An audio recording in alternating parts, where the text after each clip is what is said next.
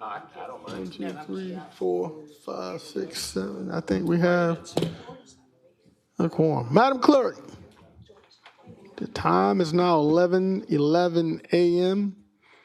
I call this meeting to order. Attorney Plunkett. Mr. Mayor, we request a motion to go into executive session to discuss pending and threatened litigation, real estate, and personnel matters. Oh. Second. Thank you, Madam Clerk. I have a motion by Commissioner Catherine Smith Rice and a second by Commissioner Lonnie Wimberly. There are no colleagues in the queue for discussion. We're prepared to vote. Latasha, you look different. She's handsomer today, isn't she? Sorry about being late, y'all. Oh, you trying to make up? Good one. That motion carries with Mr. Jordan Johnson, Mr. Don Clark, Mr. Tony Lewis, and Mr. Brandon Garrett out. Thank you, Madam Clerk. We are now suspended to executive session. Thank you so kindly.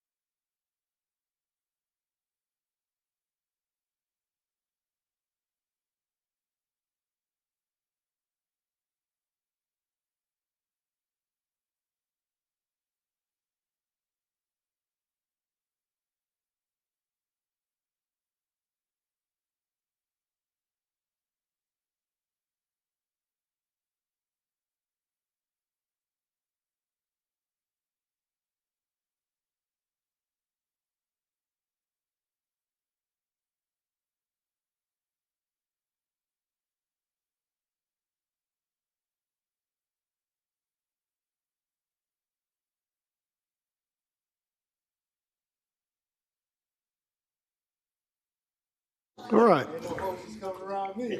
Oh, waiting on the administrator. Oh, there she is. Madam Clerk, we have a quorum. The time is now 12:55 p.m. I call this session back to order. Attorney Plunkett.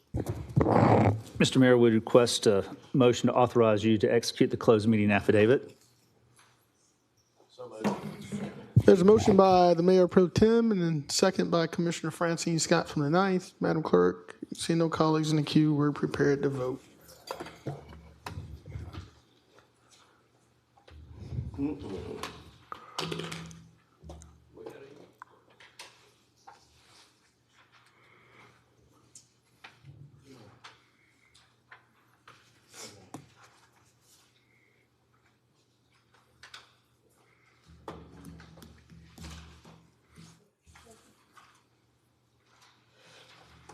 We got voted.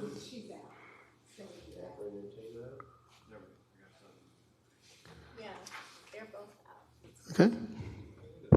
That motion carries with Mr. Johnson, Ms. Rice, Mr. Lewis, and Ms. Slindeck out. Thank you, Madam Clerk. Attorney Plunkett, are there any motions as a result of our executive session? There's one, sir. We would request a motion motion to approve the renewal of the lease of the Pine Tucky shooting range with Pine Tucky Skeet and Trap Attorney Club, Plunkett, I Inc. need you to pause. We just lost a quorum. I'll be happy to do that. Okay, all right, continue. All right, so the motion, we're requesting the motion to approve the renewal of the lease of the Pine Tucky shooting range with Pine Tucky Skeet and Trap Club, Inc. for 10 years as provided in the current lease, and to authorize the mayor and clerk to execute the extension. Thank you, Attorney Plunkett. Second. There's a motion by a commissioner from the 4th, Commissioner Lonnie Wimberly, seconded by Commissioner from the 5th, Commissioner Don Clark. Madam Clerk, there are no colleagues in the queue for discussion. We're prepared to vote.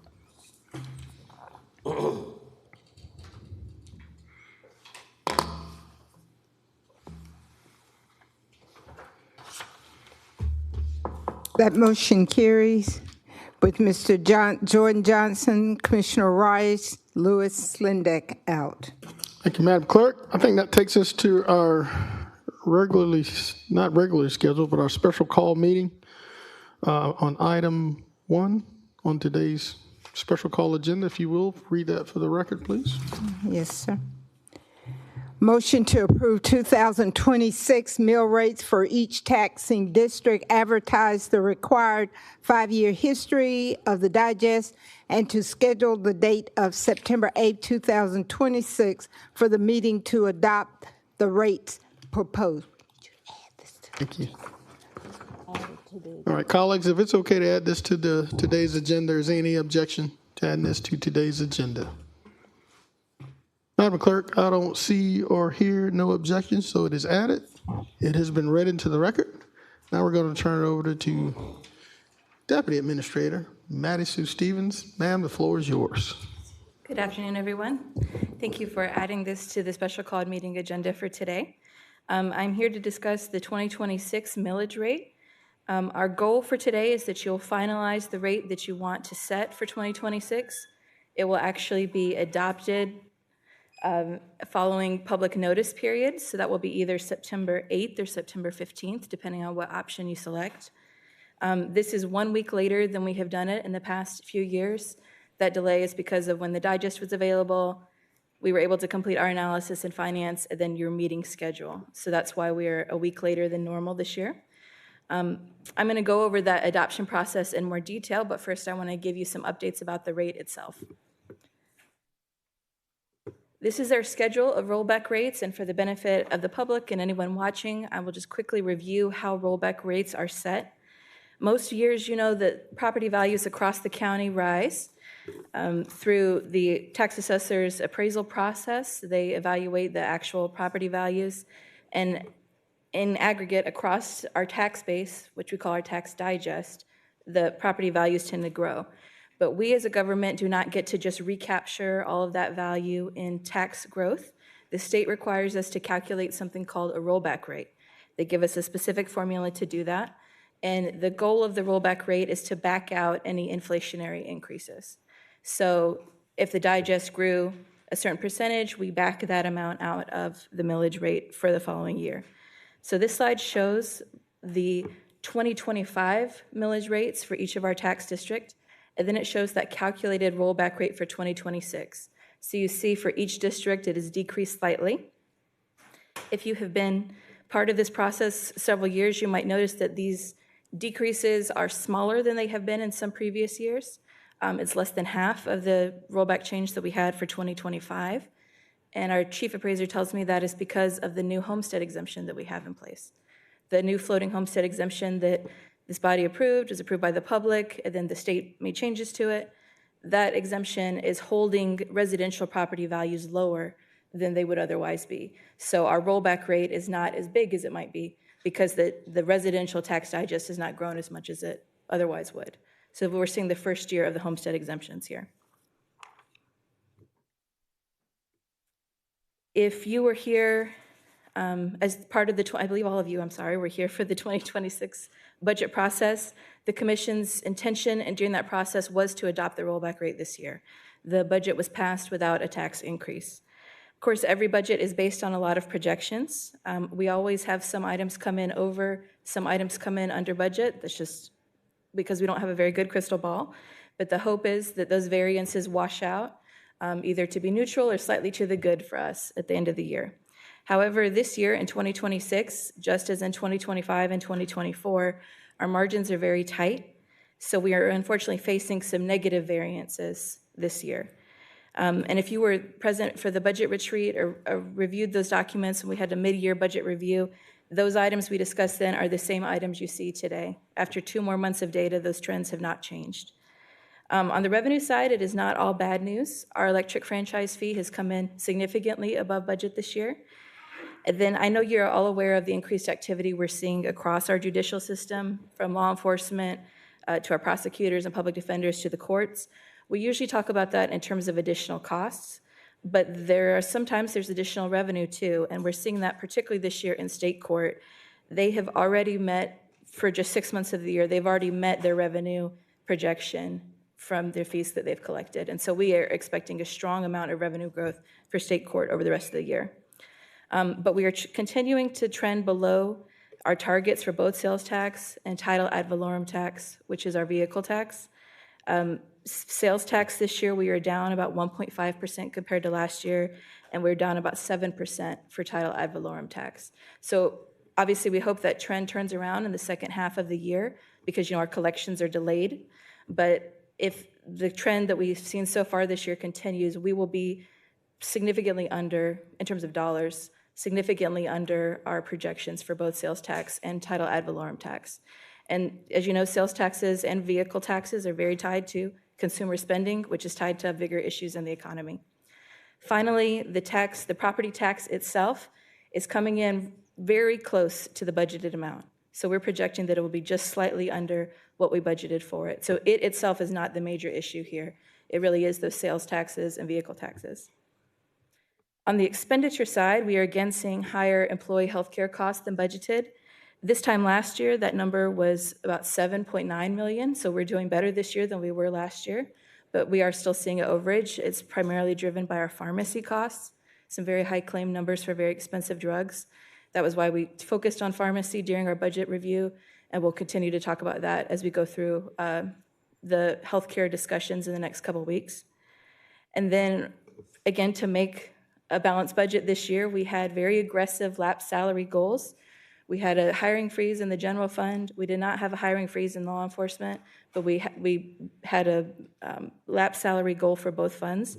And in neither of them are we going to fully meet that based on this first 6 months of payroll. So even with a hiring freeze, we still are trending above those lapse salary goals. Again, the lapse salary goals we set this year were very aggressive. For 2025, it was $6 million and it was $8.5 million this year. So we have saved more than we have in the past, but we're not going to fully save the amount that we hoped when we set the budget. So the net result of all of that is that if you just adopt the rollback rate, we are projecting that we will need just under $5 million to cover that difference.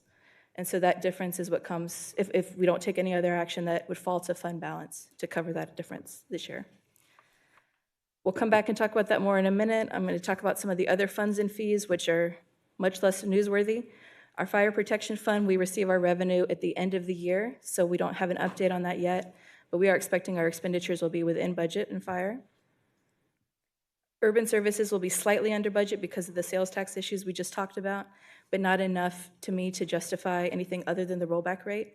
It's in the neighborhood of $100,000. And then our expenditures will be at budget for urban services. And you previously already took action to adopt streetlights and environmental services fees for this year, so we're not asking for any changes to those fees. We will talk about them again for 2027 during the budget process. As we go on, I just want to touch on a few other items before we get to your discussion. Again, this is the same information from Budget Retreat. I just feel obligated to remind you of our fund balance situation. Last year, when we had this same conversation, you voted to take about $10.9 million from fund balance to cover the revenue shortfall last year. So this exact same scenario, we did go with the fund balance option. So we pulled 10.9 from fund balance. Those numbers are still being audited, so we don't know what the exact number is, but it will be very much in that ballpark, which reduced our projected fund balance significantly. Our fund balance policy requires that if we spend from fund balance in a year like that, we have to budget for it the next year. So we have done that in the 26 budget. But then, as you know, during this year, we have had to pull money from fund balance for some of our large legal settlements already. So our fund balance is not being rebuilt actively, and if we move forward with the rollback rate, we will have even a lower fund balance heading into 2027. I just want to point that out to you because fund balance is very important for us from an overall financial health perspective. It is our emergency reserve. As you saw during Hurricane Helene, that's what we had to tap into. And the other concern that we have immediately is our bond ratings. We're going to try to go out for bonds for SPLOST 9, and so we will have to go to the rating agencies to get ratings. And one of the things rating agencies consider is our overall financial health. Are we spending within our means?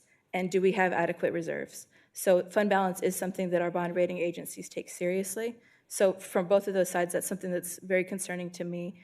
We want to grow our fund balance and move in a positive direction.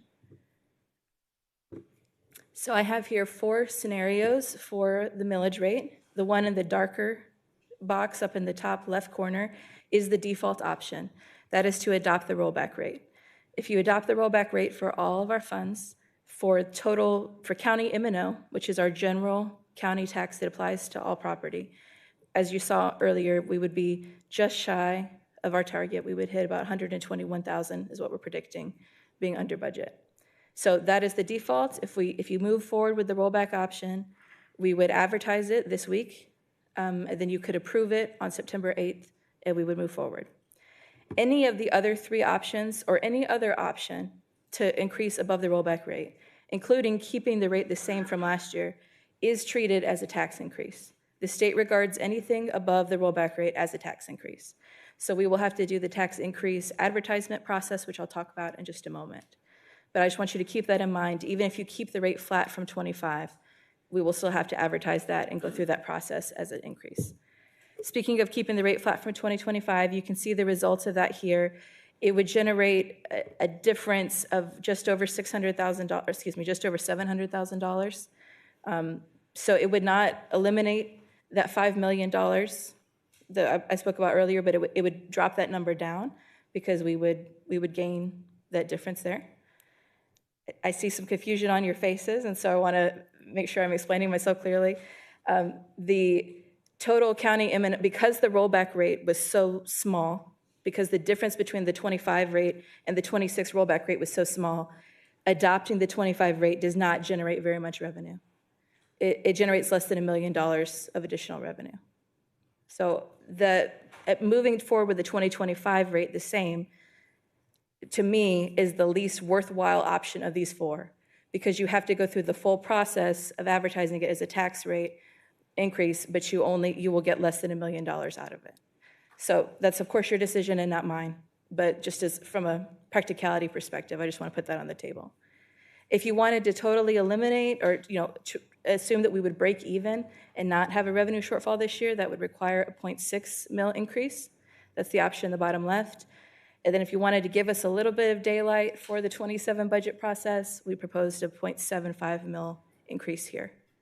But those are 4 scenarios. Of course, we could choose any number that you want to see, and we could run those numbers for you. But these are 4 scenarios for what we would be able to do to move forward the mill rate. And all of these numbers assume 98% property tax collections, which is what we historically have collected over the past 4 years. I'm going to move quickly through the rest of these slides, which are just about process. If you can see the impact of each of those changes. So the rollback rate, just the county M&O rate, for a $100,000 house is about $247 in taxes. And then the green for each of these numbers is the difference from that. So if you moved it up to the 25 rate, that'd be an additional $3. If you moved it up to 0.6 mil increase, that'd be an additional $24. And 0.75, an additional $30. So that is just there for your reference, so you can see what that means in terms of real dollars for the public. So I want to speak about one item that is new this year, the property tax relief, what we called the FLOST. The state is now calling the PTR LOST. It's the same program, it just has 2 different names now. This was approved in May by our voters, and it is going to go into effect in October. It is not affecting this year's millage rate, so it is not a factor for today's discussion. However, I wanted to bring it up to you because it is going to be a significant factor for the 2027 millage rate. When we were doing our public education, when the administrator and I were doing our road shows about SPLOST and FLOST to educate the public, we talked about how we would only consider collections from the last quarter of this year in next year's millage rate, because that was the truth at the time. Since then, the state law has changed. Senate Bill 33, during this past General Assembly session, changed the way that the state is going to include millage rate, include FLOST in millage rate calculations. And so next year's millage rate is going to consider anything that we are distributed, anything that we receive up until July 1st of 2027. So that would be collections through June of 2027 will be included in next year's millage rate. So 8 months of FLOST will be included in your millage rate next year, which means that your millage rate next year will probably decrease significantly. We project by at least a third, maybe more than that. The millage rate will go down for 2027 because we will have that offsetting revenue. So that is a change from what we had discussed previously because the state law has changed. And then, in Augusta, we have a tax cap. And so just as a spot check on where we are, these numbers on this slide show the rollback rate.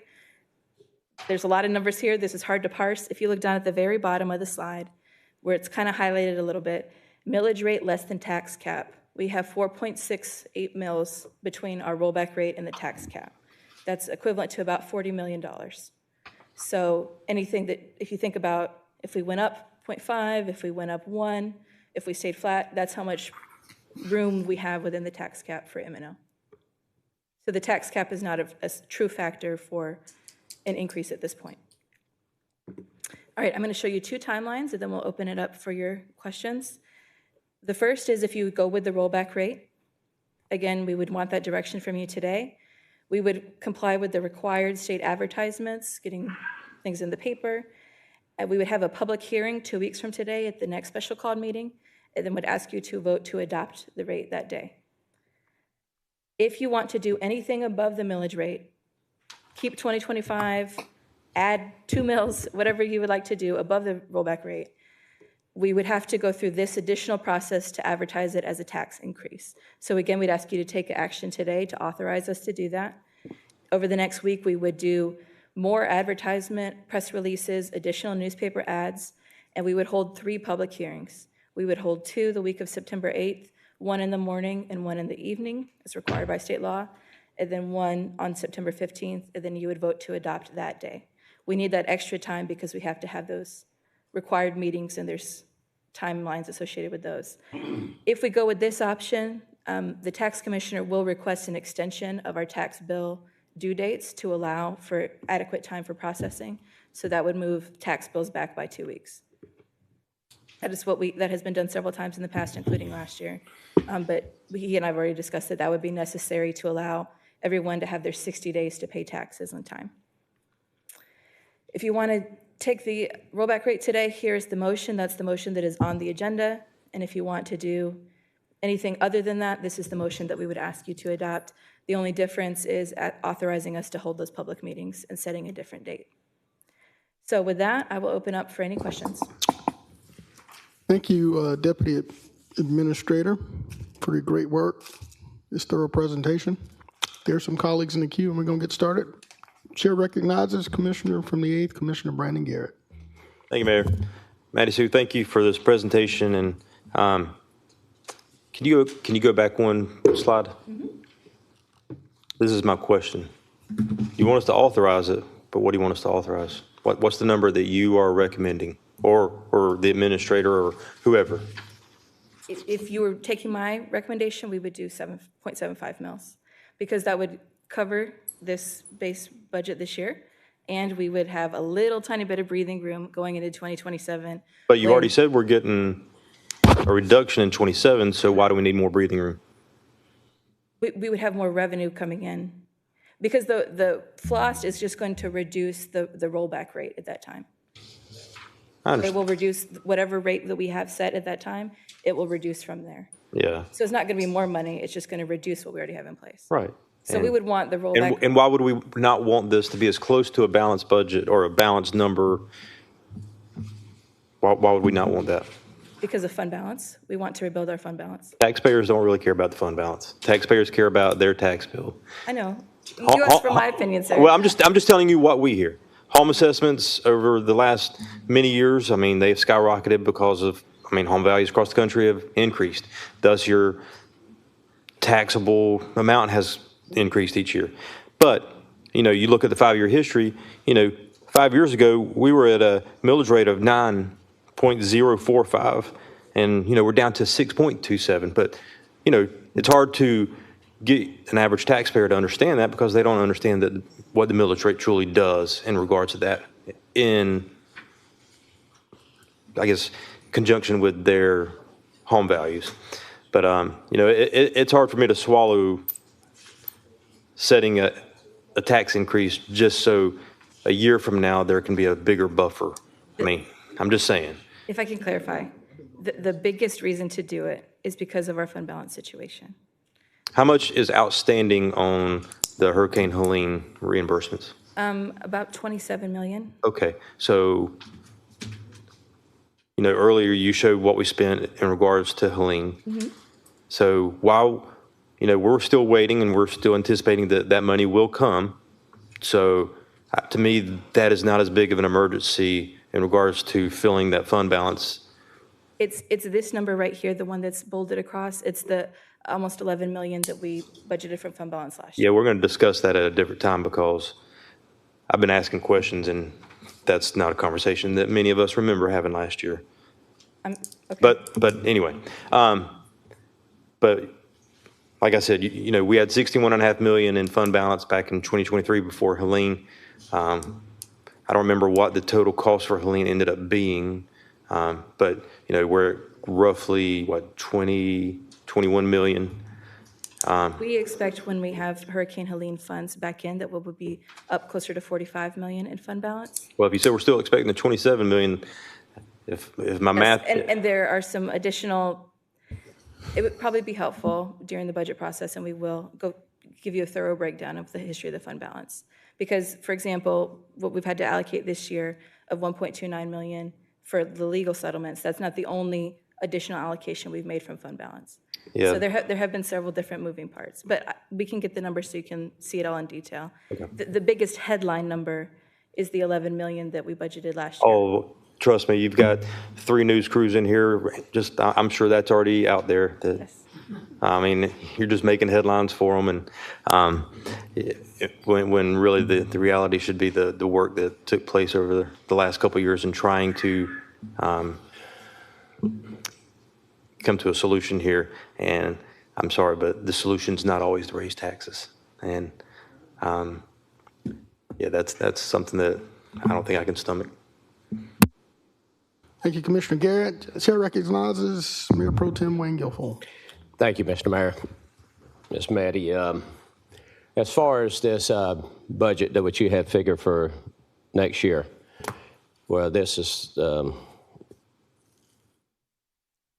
by us doing this millage rate. You brought up the SB 33 it won't go into effect this year at all, even though the fourth quarter, we'll be collecting approximately 33 million.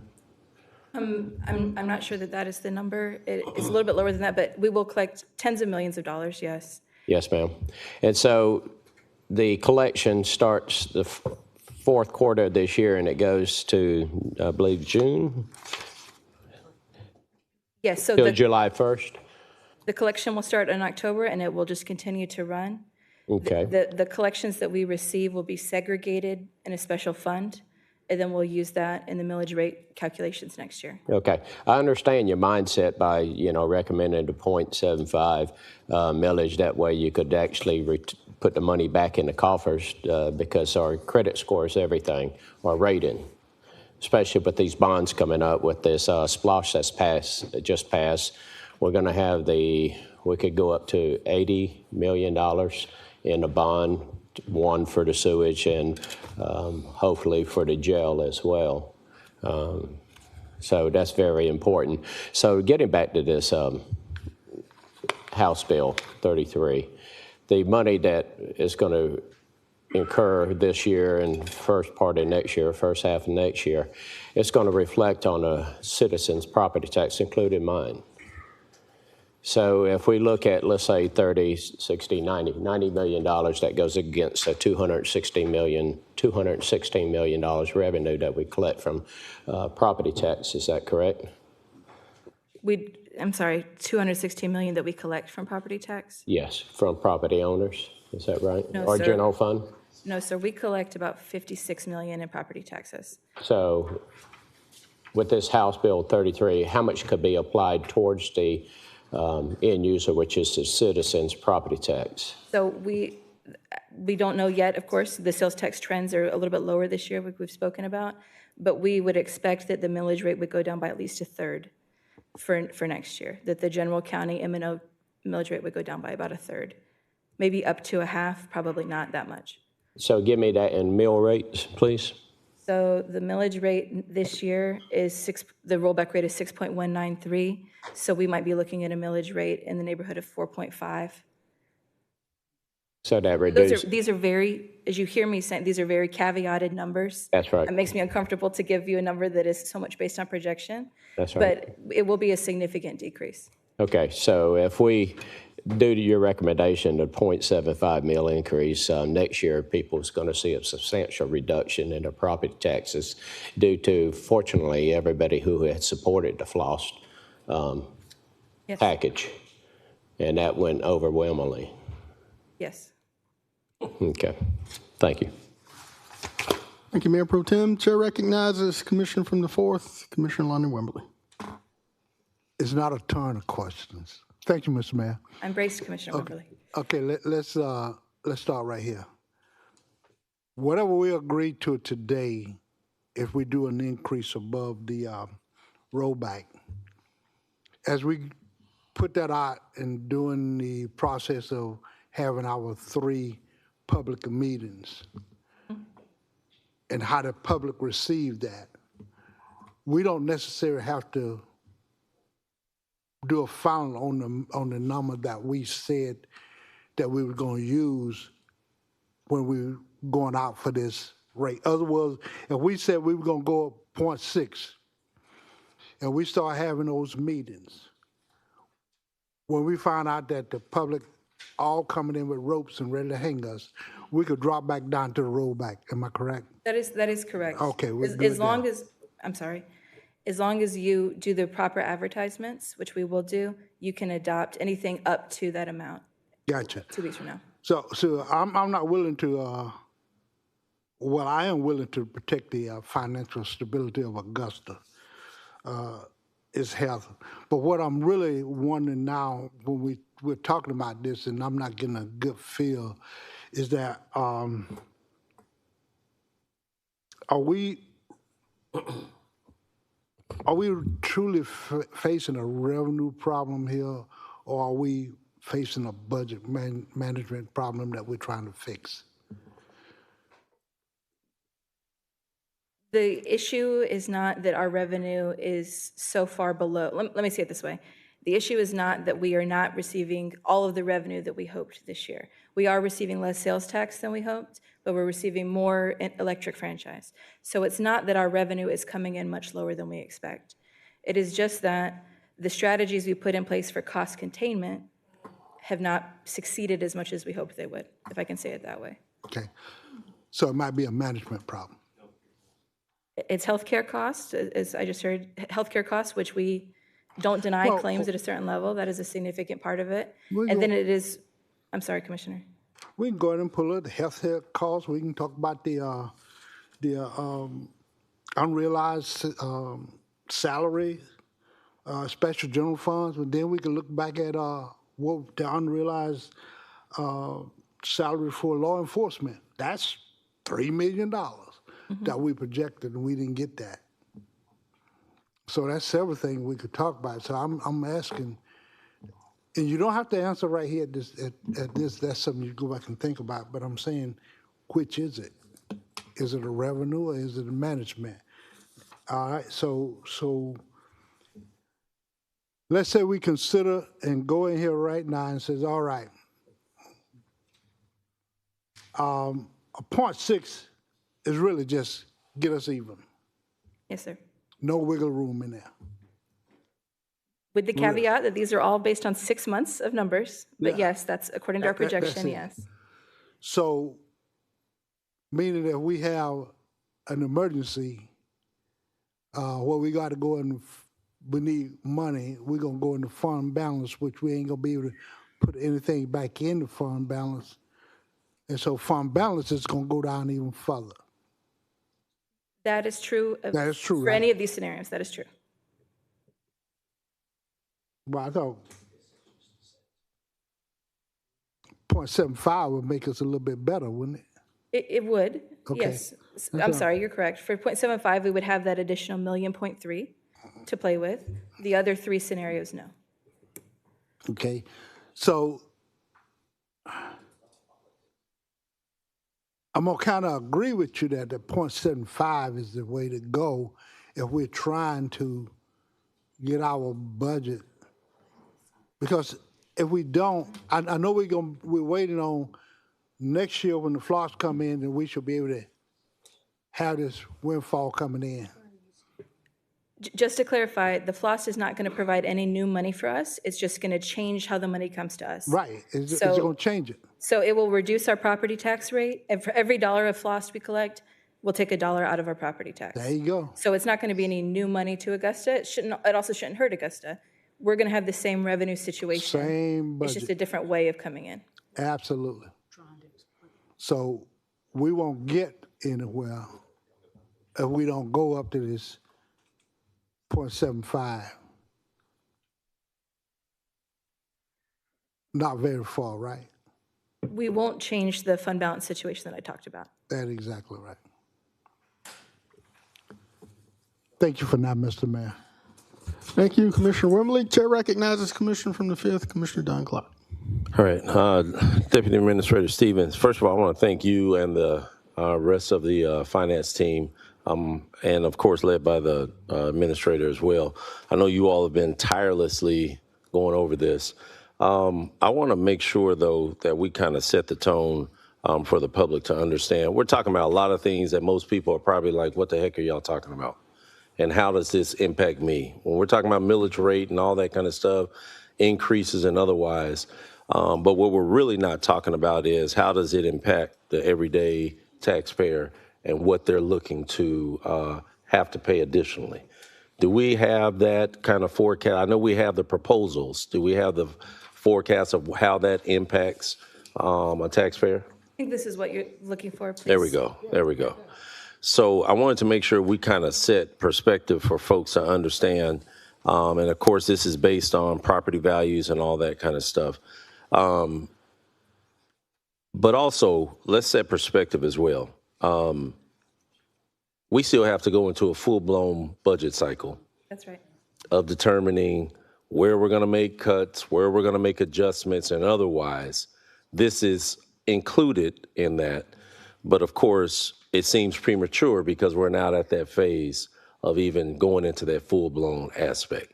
Can you clarify, just for the record and publicly, what's really pushing us to have this conversation now as opposed during the full-blown budget cycle? Yes, that's a good question because it is confusing, I think, It for the is, public. yeah. This rate is for the current year, 2026.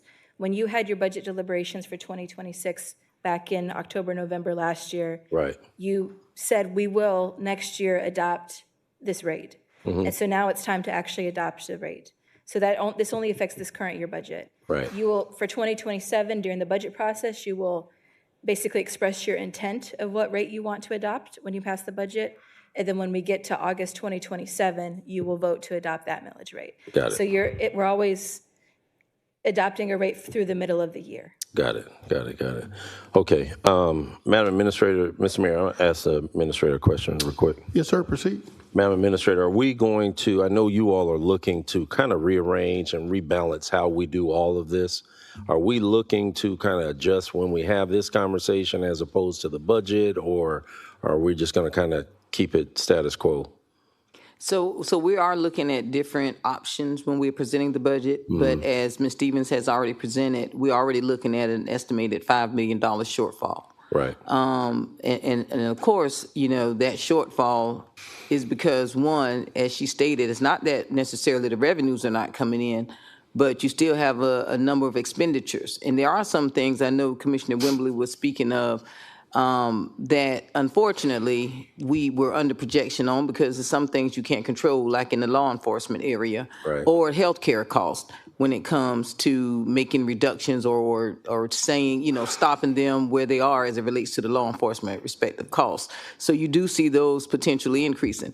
Everything that you do, unfortunately, when it comes to the budget is a projection, and you project it as best you can based on the respective trends. We are going to bring back some options when we bring back the budget. We've already had discussions, again, with our healthcare company to see what other options we have as it relates to looking at how we can continue to decrease healthcare Right. costs. We don't want to scare you. I know it looks like here we are again, but I will say the measures that you have taken previously have shown that this organization has improved. Has it improved enough to get you where you you not have to look at any respective millage increase? I would probably say no, because we have not done one significantly in a number of years, and you continue to spend. Yes. So your spending patterns have not changed. However, unfortunately, your tax increase habits have not changed. So I'm not saying every time you spend $1, you have to increase the taxes, but we have to look at what other additional revenues or what service levels you guys want to provide to your community. That's right. And making sure that when you make those decisions, that you hold everybody accountable to making sure and realizing too what you are investing to make those things happen. Because we can't, as I've said in the budget, and you'll hear me say it again, you can't continue to have our citizens thinking they can get this level of service when you're only bringing in right. this level of funding to take care of those That's right. services. Because during this process with the reductions and the job freezes, what we've lost is some good people, because some good people in various departments were leaving. I mean, the morale is not where it needs to be. So if you want to get that level up on both sides, we have to do something. And I agree with the citizens wholeheartedly. They need to get what they're paying for too. They need to see that improvement, but they have to hold us accountable, and we have to ultimately hold everybody else that works in this government accountable.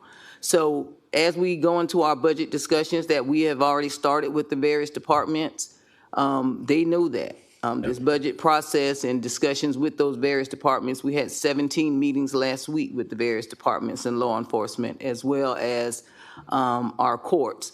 They understand that. They have been great partners in trying to work with us through this. But I will tell you, there are still some needs that they have that are valid needs. I do want to also thank, Ms. Stevens has been hitting the numbers hard, but I want to also thank our tax commissioner and our tax assessor as well, because both of them have played the role in trying to make sure that we have everything we need to present this to you today. But this also impacts when we can get the respective tax bills out. So, Mr. Johnson is ready to get these tax bills out, and we're ready to get that rolling as well. So that's, hopefully I addressed your question. I know I went around and gave y'all all kind of other stuff, but this is just getting you prepared for some of the things that we're going to be facing in a few months. Okay, yeah, I appreciate that, and I appreciate just kind of adding some clarity, because like I said, I know, because the calls I get, folks don't really follow clearly everything we're talking about, and what does it really mean to the everyday person, and that's really what it counts more than anything. So right now, you all are looking for a recommendation for us to meet the deadline that the tax commissioner has to get the tax bills out and all that good stuff. We have to give our vote on what we're going to do right now, part one. Yes, sir. And then part two is to have the full-blown conversation during the budget cycle to really determine for 2027 if we're going to increase the millage rate and whatever else we're going to do for the budget. Yes. Oh, well, we haven't. Yes, that's correct. But we will start off. I know Commissioner Garrett mentioned the situation regarding the 10.9. If you recall, when we started the conversations for the budget for 2026, Right. the governing body approved, and it was actually an item where they approved to utilize fund balance to take care of the budget shortfall because the governing body did not want to look at a tax increase. So you voted on using the funds from fund balance. We made sure we informed the governing body for full transparency to make sure you realize that's one of the things that we were doing, and that jeopardizes. That's when we went through the whole discussion about our fund balance, the requirements of fund balance, how many days we wanted to be secure with our fund balance, that we've already utilized some of the fund balance as it relates to Hurricane Helene. So that was part of the approval when they did it. Now, right now, and this is projections for the first 6 months, so it's always a difficult thing because, again, it's projections. The last quarter, the last 2 quarters maybe bring in additional revenue that we can't predict. But if it does, then you may not have the $4.9 million expected shortfall. But what Ms. Stevens has to do and what we have to do is provide you that information just in case. So we had to be very conservative in providing you the necessary dollars. It's very difficult and confusing process because you're looking at the next year in what you think it should be as it relates to the millage rate, but you don't actually vote on that until the tax digest is submitted to the state by the tax assessor's office. And then based on those numbers, we do the projection of what's necessary at that time. And that's when we have to get the information so that the tax commissioner's office can actually bill. Okay. So it does get very confusing. Yeah, all right. I appreciate that point of clarity. Just looking forward to really kind of improving where we can with all of this process. Again, Ms. Stevens, I can't say enough about you and the team on what you're doing. Go ahead. I was just going to say, to that question of I'm sorry to interrupt you. Mm-hmm. Big picture, can we change the timing of this? Mm-hmm. The quick answer to that is no. I'm not the expert on the state laws for taxes. Our tax commissioner and chief appraiser are here and can speak to it better than me.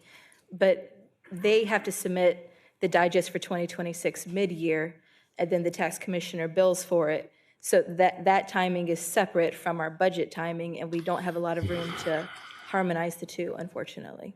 So that's why we are in this cadence that admittedly is very confusing for probably the public as well as for all of us. Yeah. Okay, I just don't like the fact that every time we come up to this point of it, it's kind of like, hey, we got to hurry up. We need to rush it. And wherever we can kind of get this to be a more early on part of the process, I think that's what we need to try to do. Because right now, we're really at the door of the deadline, correct? Yes, and it is that way every year because of those timings. So yeah, and it makes a really unnecessary process because then we're up against it, having to make a knee-jerk reaction as opposed to let's start having this conversation more routinely. Can we bring up the tax commissioner, Mr. Mayor, so that he can kind of add some clarity? Because him and the tax assessor are going to have to be a part of this on where we can find improvement. Yes, Tax Commissioner Johnson. Good afternoon, Mayor and Commissioners. I will tell you, Commissioner Clark, my first 7 years here, we actually got our bills out around somewhere between August 15th and August 20th. In order for us to do that, the decisions were made concerning fees and millage rate by the governing board or governing body in July. So the way the process works, once those decisions are made, I'll submit the digest. Digest has to be submitted by September 1st, or as we've done in this particular situation, I have to get an extension, which I did for 2026. Right. Once we are given the order or collection order by the Department of Revenue, then I have to work with the printers to make sure that they have all the requirements for how the bill has to be sent out to the taxpayers. That usually takes about a week. Then once that's done, I send it out.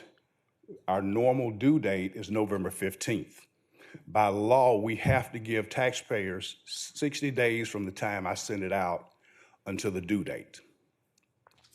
In this scenario that we're having this year, if for some reason I don't have those bills out by September 15th, I would have to come back and ask you to move that due date out such that they have 60 days. Right. There is another hard stop in there, and that is December 20th. And we really don't want to run up on December 20th. December 21st, there's a one-time 10% penalty that occurs for unpaid tax bills. That's a state requirement. So we don't want to push our tax payers that close to that due date where they'd only have a few weeks before they run into that due date. Yeah. All right. I appreciate that clarity. And like I said, I just want to see where we can make improvements. I know you all are up against your own requirements for the state to keep us in compliance and all that. Just want to see wherever we can make improvement. That's all I have, Mr. Mayor. Thank you. May I mention one more thing, Commissioner? Yes, sir. This year, as was done 3 years ago, the governor has set aside $850 million for what we call homestead tax relief grant. Okay, we'll take it. Thank you. And which essentially means that we had that happen about 3 years ago. I got you. Which essentially means that we would take $18,000 additional dollars off of the assessed value of the property, thus reducing that taxable amount. That's for this year. Now that has to be applied for. We're competing with the other counties. They don't believe we're going to run out of money, but first come, first serve. Sure. And that has to be applied for after I receive the order to collect. Got it. All right. Thank you for the information. Thanks for what you do for us. Thank you, sir. Thank you, Commissioner Clark. Thank you, Tax Commissioner Johnson. Chair recognizes Commissioner from the 4th, Commissioner Lonnie Wimberly. It's me again. Thank you, Mr. Mayor. So why are we just not considering this since we normally would have considered it back in July? Well, we have not normally considered it in July in recent years because before we can bring it to you, we have to have the digest completed by the tax assessor's office, which is a very complex process. And the recent changes in state law regarding tax assessment have made that even more complicated. Chief Appraiser, do you want to speak to the timeline for why the timeline has shifted a little bit? And it's not because of, it's because of the complexity of the process. When we receive it in finance, then we have to do our analysis and then bring it to you. So we received it probably 3 weeks ago, 4 weeks ago, and then bring it forward to you. Do you want to speak to what has changed in the digest process? Okay, just to be clear on what I'm asking then is, since you said this has just started happening in recent years, and it's been, so what does recent years mean? The last few years, but I can speak That's not a specifically. timeline. Specifically for this year, we got the digest submitted to the tax commissioner, which is when we could begin our calculations for the full digest by our deadline, which is July 15th, to have those numbers prepared and certified to the tax commissioner, and we provide them to finance to begin all the calculations for what the millage rate could be. We got those in timely, but continued to work on the back end, trying to make sure that this new floating homestead that begins this year was entered accurately and proficiently for all the property owners with a homestead exemption. That certainly delayed us this year in having a comfortable digest calculation. We call them consolidation sheets that show every single value for every single bit of property that's taxed, all the exemptions. And I think we were about 2 weeks later than usual, having those firmly, comfortably set so that we can make sure that those new homestead calculations were established correctly. So you get them firmly set for this year, for what we're trying to do now. Can that set move this presentation date back to July, or you still gonna have a delay in getting it to? I think administrative certainly office? our entire process, we've begun discussions on how we can move back when we mail notices, when we start calculating digest numbers. We would have to ship kind of the way our whole operation is set up currently in our timelines, but we can conceivably get our notices out earlier than we have in the last 3 years, which would facilitate getting us here potentially earlier if it's something that the finance and administrators team is comfortable with, considering the way our budget cycle is set up. The earlier we set up these kind of meetings, I guess the less knowledge they'll have too on current year expenditures and revenues. Commissioner, I just wanted to ask him to provide the detail because I'm not fully up to speed on every detail of his process, but their office does a tremendous amount of work to prepare the digest for us.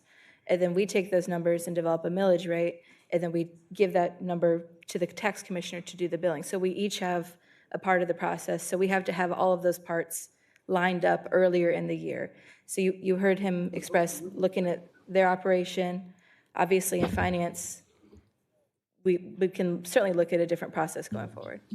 Well, the only reason that kind of confused me a little bit is that I received my tax assessor statement, almost 2 months ago. And so now I'm not sure what's the time between the digest, me getting that and now. What else will be required? So that will be an education process, not necessarily what we're trying to deal with today. I'm still concerned. I listened to what the administrator said, and she was absolutely spot on. When this budget came up that we have right now, I voted against it. And what I received comments that I was for a tax increase, which I wasn't, because in my statement when I voted against it, I said we're going to be facing the same shortfall at the end of this cycle that we're doing now, and we're there. So we don't go ahead and make a bold decision, I would say, and try to pull this out and discuss it with the public on taking this up to the 0.75 mil. I think we'll be cutting ourselves short. Now, I by no means want to see a tax increase, but you can't tell me you want grass cut.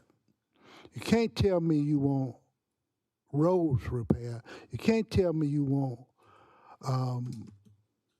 a good infrastructure when I keep falling short on funds. Now, having said that, we need to be better steward of managing the budget, because I believe most of our problem is in management of the budget, not necessarily the collection of the revenue. Thank you, Mr. Mayor. Thank you, Commissioner Wembley. Chair recognizes Mayor Pro Tem Wayne Gifford. I agree with Mr. Wimberly. It's a matter of managing money on how money is spent as well. I would like to thank the directors, the elected officials for partaking in last year's budget of reducing their budget by 5% and complying with that. If they would not have done that, we would have had a greater exposure in debt. So I would like to thank the staff and elected officials. As far as us, the governing body, we govern the code enforcement, clerk, attorney, engineering, utilities, code enforcement, plan and zoning, HR, and finance. That's under our wheelhouse. The other elected officials, the only thing we do is control their budget. So it takes a unity of both elected officials as well as us as being elected officials.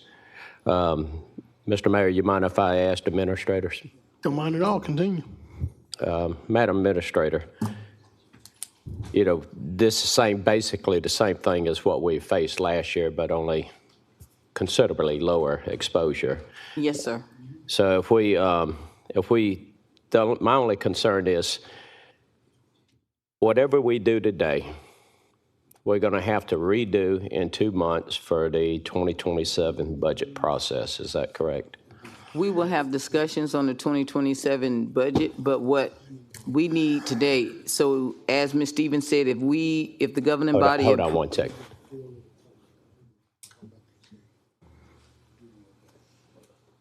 All right, continue, sir. I couldn't go. Would you please say that again? Okay. If the governing body does approve up to a .75 mil, when it comes to the final vote of what's going to be on it, because we just need something to start the process today. The tax commissioner, and I think he will correct me if I'm wrong, the tax commissioner will need to know what kind of timeline. So if you're going to say the rollback, of course, as Ms. Stevens had on one of the slides, it'll give you 121,000. It'll give you that date that, if you can go back to that, Ms. Stevens. So if the rollback, that's exactly what we'll follow. This is the schedule. If you go and say up to .75, then you have to follow this schedule. And then when the final public hearings are, rendered, then you will vote to adopt the millage rate that you want. So you can go, at that time, you can say, well, you know what, after hearing the public hearings, after doing all of the respective meetings, we're just going to keep the rollback rate, or we're going to keep it at, we're going to go to 0.6, or we're going to keep it at the 2025 rate. You'll have until then to render that decision, sir. Right. But my question is in 2 months when we start the 2027 budget process, where all the directors as well as elected officials that had cut the budget, including Ms. Bonner, had cut the budget by 5%, that now comes off the table and they become whole again for 2027, which would leave a big... So that is when we'll have to discuss, at that time, we'll have better projections. But it also have to discuss whether or not, if we do continue with the 4.9 million estimated, y'all have to determine then, okay, we still got a 4.9 shortfall because we decided to go, hypothetically, say you go back and say on the vote, we're going to go with the rollback rate. We already know that we're looking at a potential $4.9 million shortfall. Then you'll have to determine, okay, how are we going to take care of that? Are we going to take care of that just like you guys did in 2026 for the 2025, the 10.9? Do you see what I'm saying? You have to determine where that shortfall going to come from. Right. But in 2 months, our discussion for 2027, if we increase the mill rate at that moment, which would be a property tax increase, would be offset by the House bill, the SB 33, for the end user, which is the taxpayer. Would that be? No. No? Yes, no, sir, not necessarily.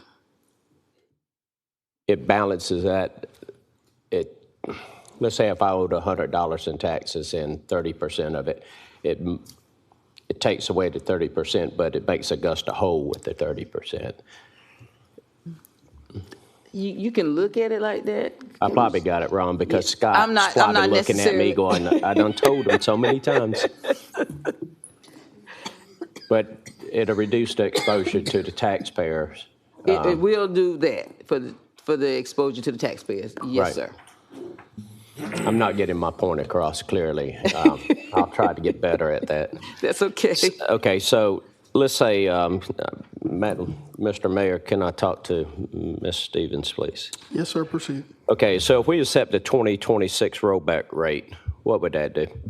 How short would it be? 4.9 million. The 4.9 number, I'll put it back on the screen. And the 0.6? We would be basically even.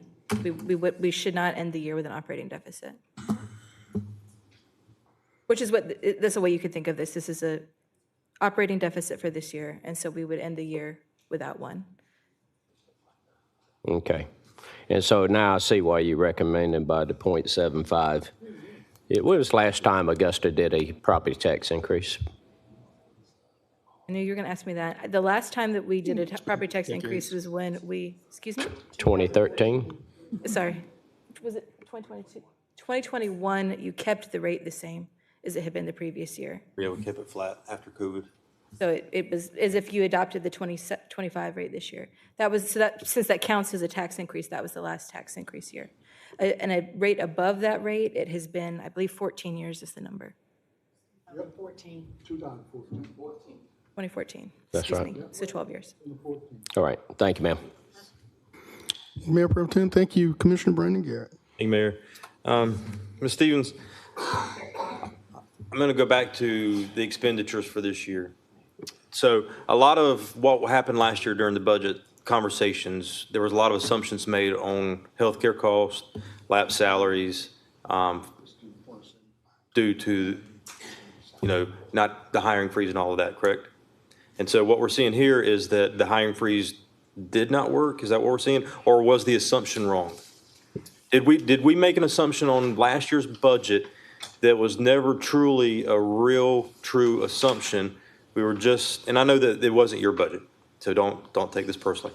I'm just thinking out loud here. I mean, I know that the healthcare costs, we've been seeing this for the last couple of years where they continually exceed what we think they're going to be because healthcare costs are going up. And frankly, a lot more people are using particular prescriptions for personal uses that they're expensive drugs. But to me, this nearly $5 million shortfall in the unrealized lap salaries, to me, that's a huge miss on an assumption for a budget item. And I'm just trying to wrap my head around how do we not make the same assumptions in 27? I can answer that part of the question much more easily than the Let me second guess. part. Let me guess. Raise salaries. Don't do a hiring freeze. That way we know exactly what the salaries are. No, we will have to reduce the lap salary amounts that we budget next year. Okay. So this $3 million here for law enforcement is the full amount of lap salaries we budgeted for law enforcement. Historically, which is how we do lap salary projections based on what we have this year, then we look at the past. 4 years ago, the law enforcement fund had very high lap salary savings year over year. Yep. As you know, we reduced that for 2025. We reduced it again for 2026. So this is like a historical low for recently to $3 million. Next year, we are probably not going to include a lap salary savings at all in the law enforcement fund based on their hiring trend. So that is, we are going to continue to reduce it. The general fund number is the number that is built into the budget, which is 8.5, is a high number. That was 6 million based on the trend and 2.5 associated with the hiring freeze. And, the finance staff at the time were just making a projection of what they thought that would be based on the models they had. So did the hiring freeze not save us anything in the budget? No, it did. It saved us a significant amount. Just not what the original assumption was. It didn't save us 8.5 million. It saved us 7.2 million. And when we were balancing that budget, we were basing our decisions based on the assumptions made that were presented to us. Yes. Because that's all that we had. Just like this is all that we have in front of us today. Yes, and unfortunately. And I've heard some of my colleagues talk about how, last year we were talking about that we needed to do a tax increase, but, none of those colleagues that have spoken have said, hey, I'm going to make a motion to adopt this higher rate. So since no motions have been made, Mayor, I'm going to make a motion that we adopt the rollback rate. Thank you so much, Commissioner Garrett. There's a motion to adopt the rollback rate. Is there a second? There's a second I heard first by Commissioner Tina Slindak. Madam Clerk, I don't see any of the colleagues in the queue. We're prepared to vote.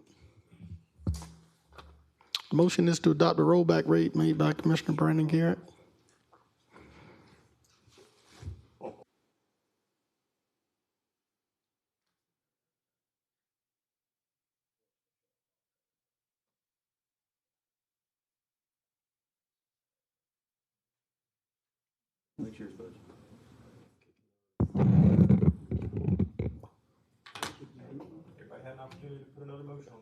Right. That's right.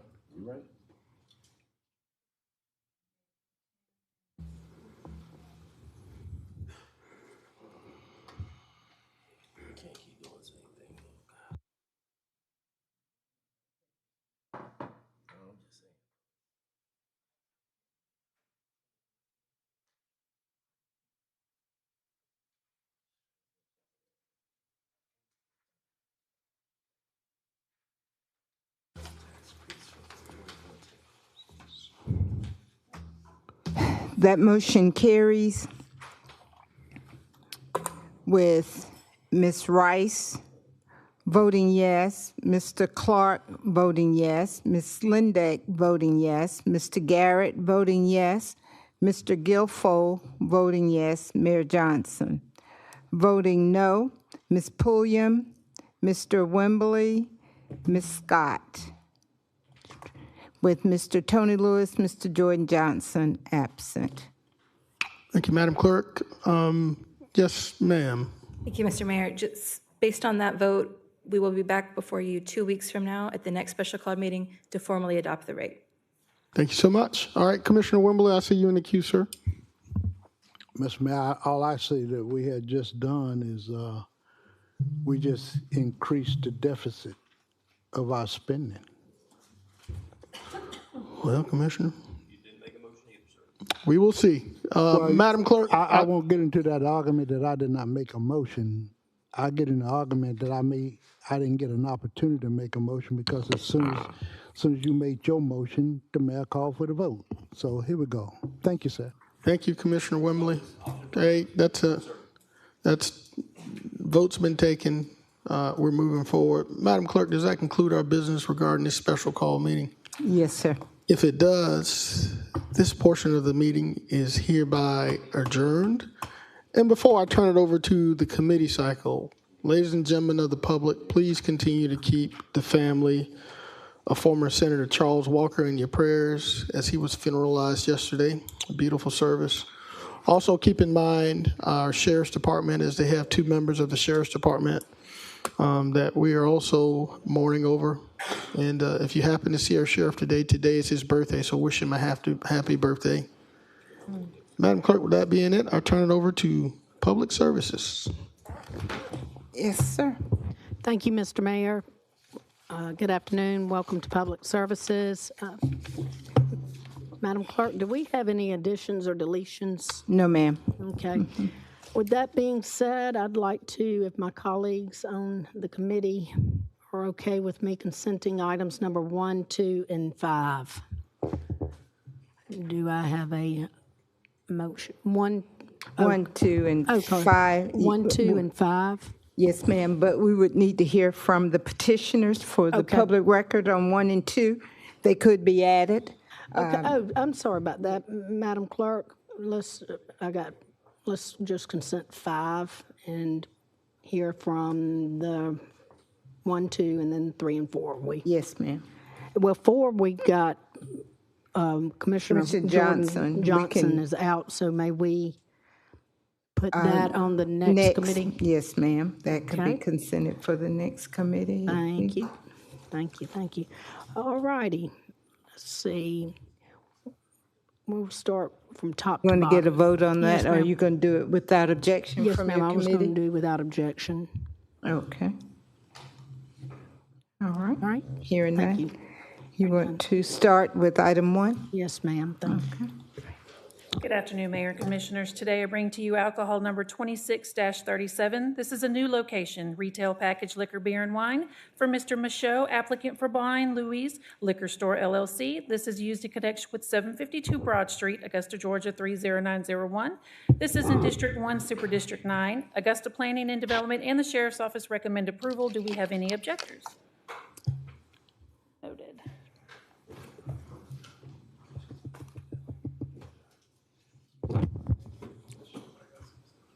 My name is Frank Michaud.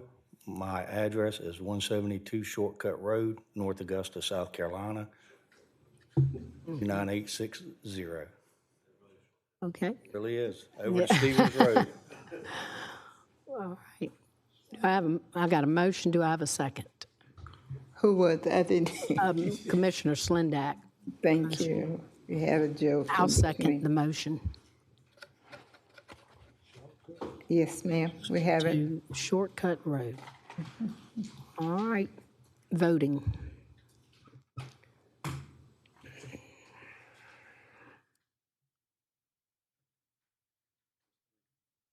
Right, Ms. Johnson's absent. That motion carries. It's unanimous with Commissioner Johnson absent. Okay. Next item. The next item is alcohol number 26-38. This is an existing location. New ownership, retail package beer and wine. Alish Kumar Patel, applicant for Rahid Krishnan 2026 LLC, to be used in connection with 3460 Peach Orchard Road, Augusta, Georgia 30906. This is in District 6, Super District 10. Augusta Planning and Development and the Sheriff's Office recommend approval. Do we have any objectors? Noted. State your name and your... Good afternoon, everyone. My name is Ilish Kumar Patel. Address is 310 Lara Lane, McDonough, Georgia, 30253. Okay, do I have a motion? Got a motion. Do we have a second? I'll second. Motion, got a motion, a second, voting.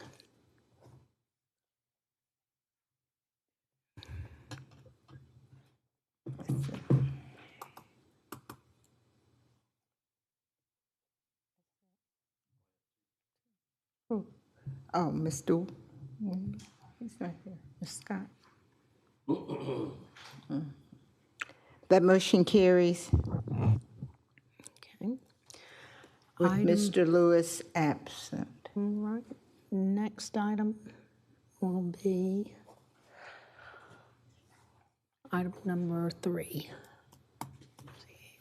Item number 3, Mr. Jamie Dygert, Transportation for the Disabled. All right. It's Mr. Diger. He's obviously not present, so we will pass on to, that's it. Yes, Madam ma'am. Clerk. That concludes public services.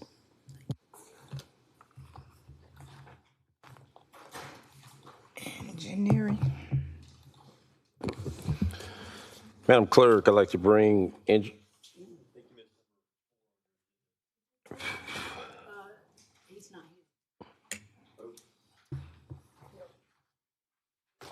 Good to go?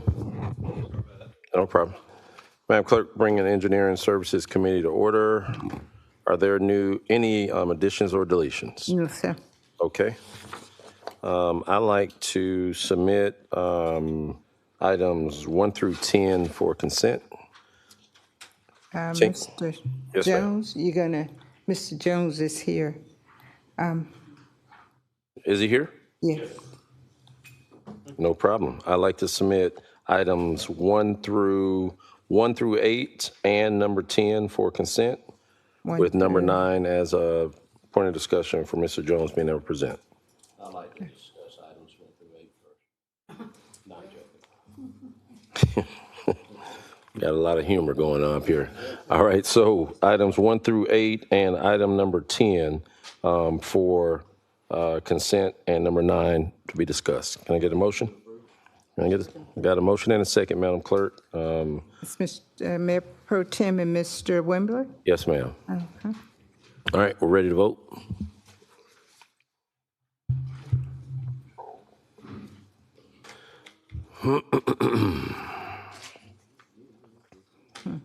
We have 4. What are we missing? Mr. Gill, Mayor Pro Tem. We're good.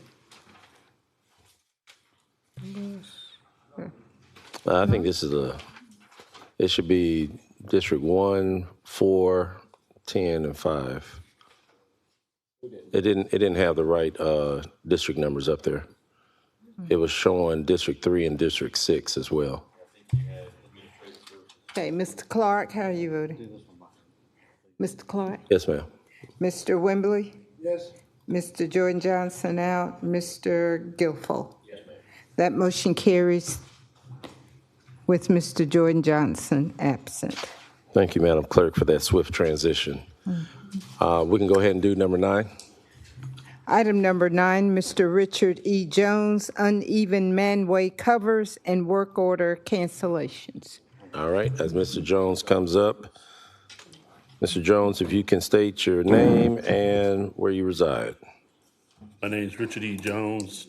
I live at 2316 Tudor Drive, Augusta, Georgia.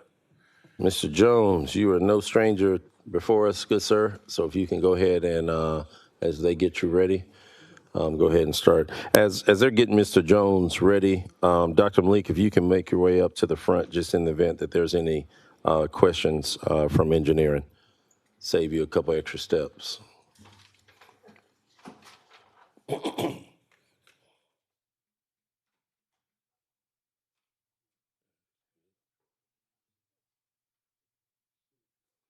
Hey, Director Bynes, we can get you up as well in the event that there's some type of sewage covers that falls under Utilities Division.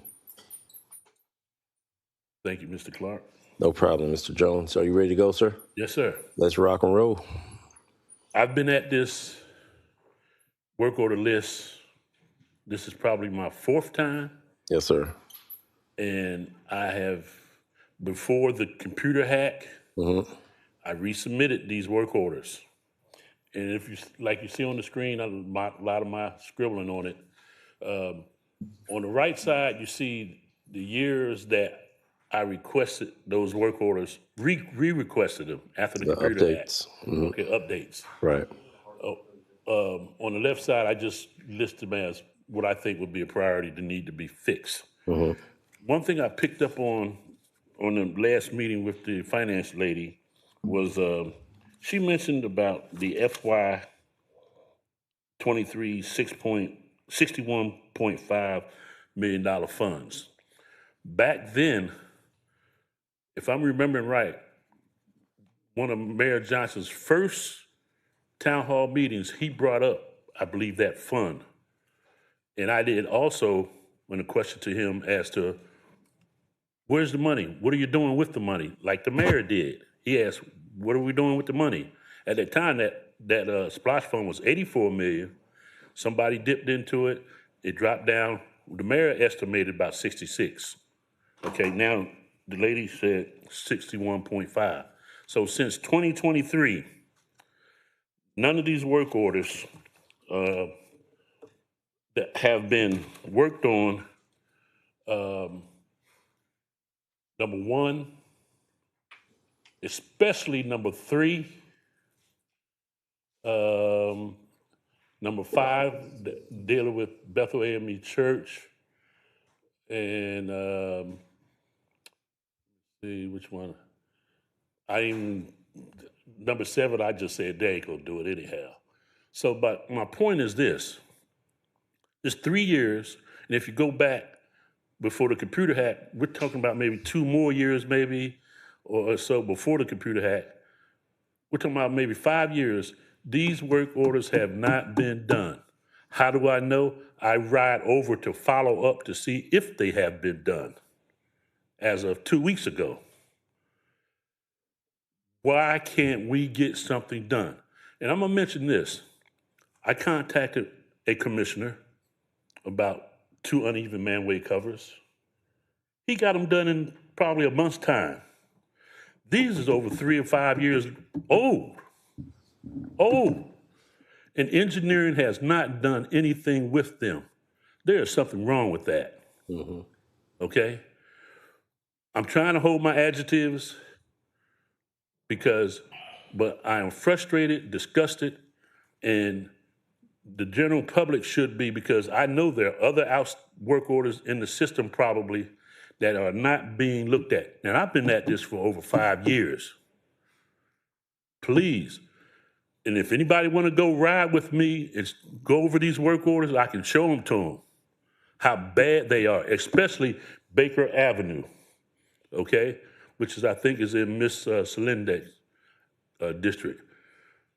Terrible, horrible. Needs to be done, needs to be worked, needs to be fixed. What's the holdup?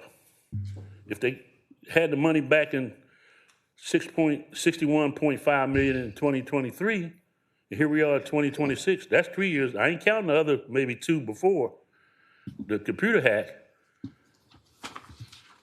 Am I missing something?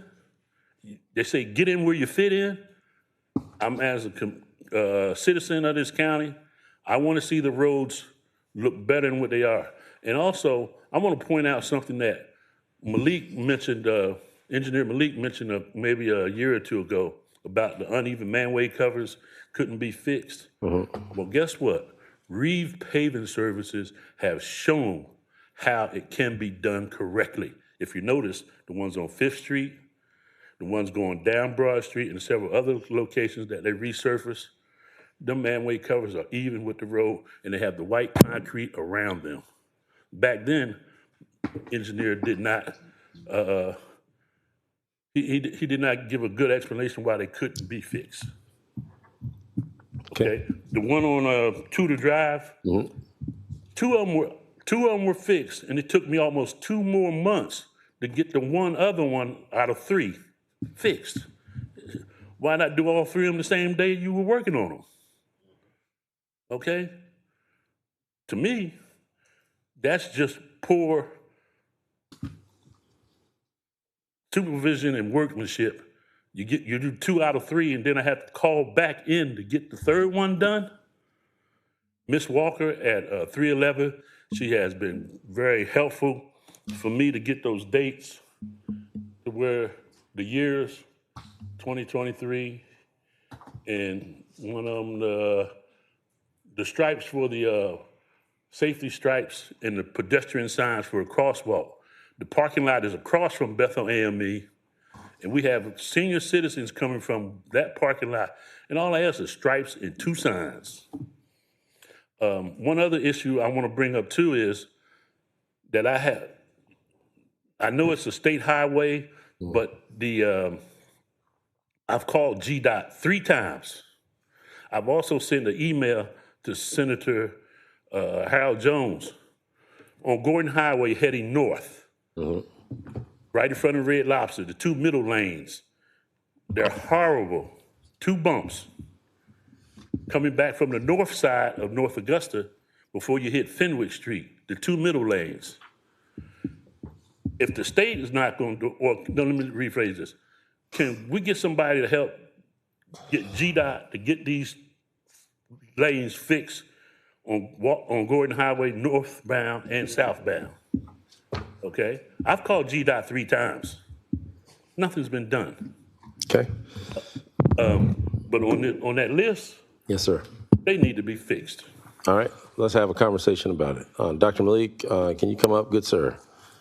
And as Dr. Malik is coming up, I do want to make sure before I bring Dr. Malik up, Madam Administrator, Mr. Jones had made a point about dipping into SPLOST funds and kind of making the assumption that we utilize SPLOST funds for reasons that they're not already allocated. Can you clarify what our policy and our steps are taken for SPLOST? So what we do is utilize the SPLOST funds for the approved projects. Right. And if you have any remaining funds, it has to come back for the governing body to make any decisions as to how those funds are utilized. But as long as there is a category that is in that current SPLOST that fits a recommendation or request, right, then you could utilize those funds if that funding is there and that project has been completed. Yeah, but we can't just use them for any other thing that we want to. No, or sir, you move cannot. them over and shift them over here, and hey, the marshal's office wants to do this, and we give them to them, even though they're allocated No, for sir. something in engineering. No, sir. Okay, all right. I just wanted to make sure we clarify that because I don't like the misinformation sometimes that we kind of get under in thinking that the county's just using funds that are already previously approved and allocated for a sole task. Well, remember my comment too was, at the time, Mayor Johnson was wondering, what is going on with the money? I got it. Yeah, I just wanted to speak to that piece so that we were clear, because I hear too much misinformation about that we're just using money that's already only allocated for certain things. And former Commissioner, God rest his soul, Mr. Clark brought it up as well. Okay. All right. Dr. Malik, so speaking to the list that Mr. Jones brought up, Can you kind of, all right, let's talk about this in general, and then we'll go through the specifics. In general, tell me the process for the man covers that are uneven that's causing the, kind of dip and drop in the roadway surface. Yes, sir. Good afternoon. But before I get to that, I want to make one correction to the statement. It was not the reef construction telling us how to fix it. We look at construction aspects, and we always try to improve. So that was the standard detail modified by the engineering staff. Okay. We basically provided to them. We started with the rectangular first, and then as we see, we went with the circular on that. So the main covers is not, all the utilities are there, not necessarily water and sewer, I want to clarify. They're all utilities, gas, power, AT&T, so there are 7 manholes. And over time, there will be some settlement along the manhole. So unless it's really is a safety issue, still the general process, Commissioner, the engineering will get back to the respective utility and bring to their attention that this need to be fixed, because that's not the part of the road work which engineering do. Engineering definitely is addressing these manholes as we pave the roads. Fifth Street, Sixth Street mentioned, but we just did the Central Avenue, for example. Right. That's alone is over $1 million. Just fixing that road, the manhole. The roughly, depending on where the road is and all, it costs around $7,700 or $7,700 to $9,500 just to fix one manhole, and this all over the place. So it's some minor settlement, some other things. Definitely, yes. We will not go and try to address that because there are more pressing needs, giving the resources and all that. But the general process is the respective owner of that line and the manhole, we work with them and try to get it addressed. Okay, so based on the fact that the work orders are being submitted, they come into 311 and then they assign them to engineering. What's the communication method that we have? I think we brought this one up a couple times. If we do close the work order that was submitted, it totally eliminates any type of feedback for the constituent that opened them or anyone that opens that work order. What's our communication methods for this? So there should be a note in the closeout. I can look at these one, how they was closed out, but there should be a note why it's closed out, or the work is done, or if it's not done, why it's not done. Yeah. Most probably it's gonna be that, respective utility was contacted or something. Right. Do we have a priority list of, you all have a certain amount of dollars to allocate towards roadways and otherwise, and you're trying to balance those priorities.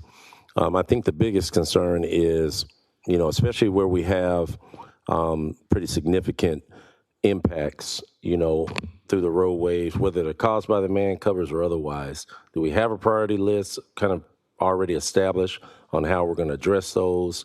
How are you tracking those? Yes, sir. So not for the manhole. I did requested funds in the SPLOST. I think it was $2 million or something, but we had to cut, so it got cut. But just to give you a general idea, so I have the summary list in a year. So they're around 4.45 million spent on the maintenance type work. It was 9 sidewalk projects, little over $500,000. Drainage, which is sinkhole tops, all that was 45 projects, around 2.8. We did the payment, which is the patching.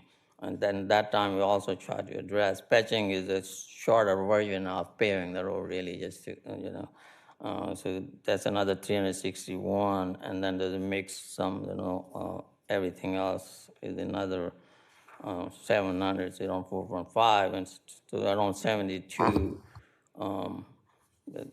I will call medium-type projects were completed. So the point I've tried to really convey is that we addressing all these task orders or the work orders, all depending on, you know, depending on the nature and magnitude of the work. And it's an older city and older system. So we have to balance everything out, compare what's out there and all other things. And right now, you know, as I say, you know, just addressing one manhole, on average, we're looking somewhere, you know, $8,500 just for one manhole. So Mr. Clark. Yes, sir. In particular, the one number 3 on the list, and number 1, the manway covers, they are up, sticking up like road bumps. Now, I've driven down the one on number 3 again, and again. There's about 5 of them from 2nd Street to East Boundary. They're sticking up. And if you hit it with your car or anybody else, you're going to tear up your front end axle and your belts on your tires. There's about 5 of them. And the one on number 1 is between the church, Bethel AME, and the house on the corner. They're up, not flat or sinking in. Right. They're up. Got it. Okay, we're gonna go. I'm gonna go to the queue and give my colleagues an opportunity. District 4, Commissioner Wembley. Thank you, Mr. Chairman.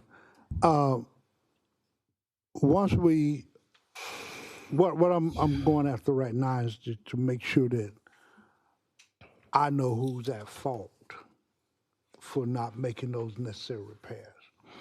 So, Dr. Malik, I know you said that you made contact with whoever the owner of that manhole cover is.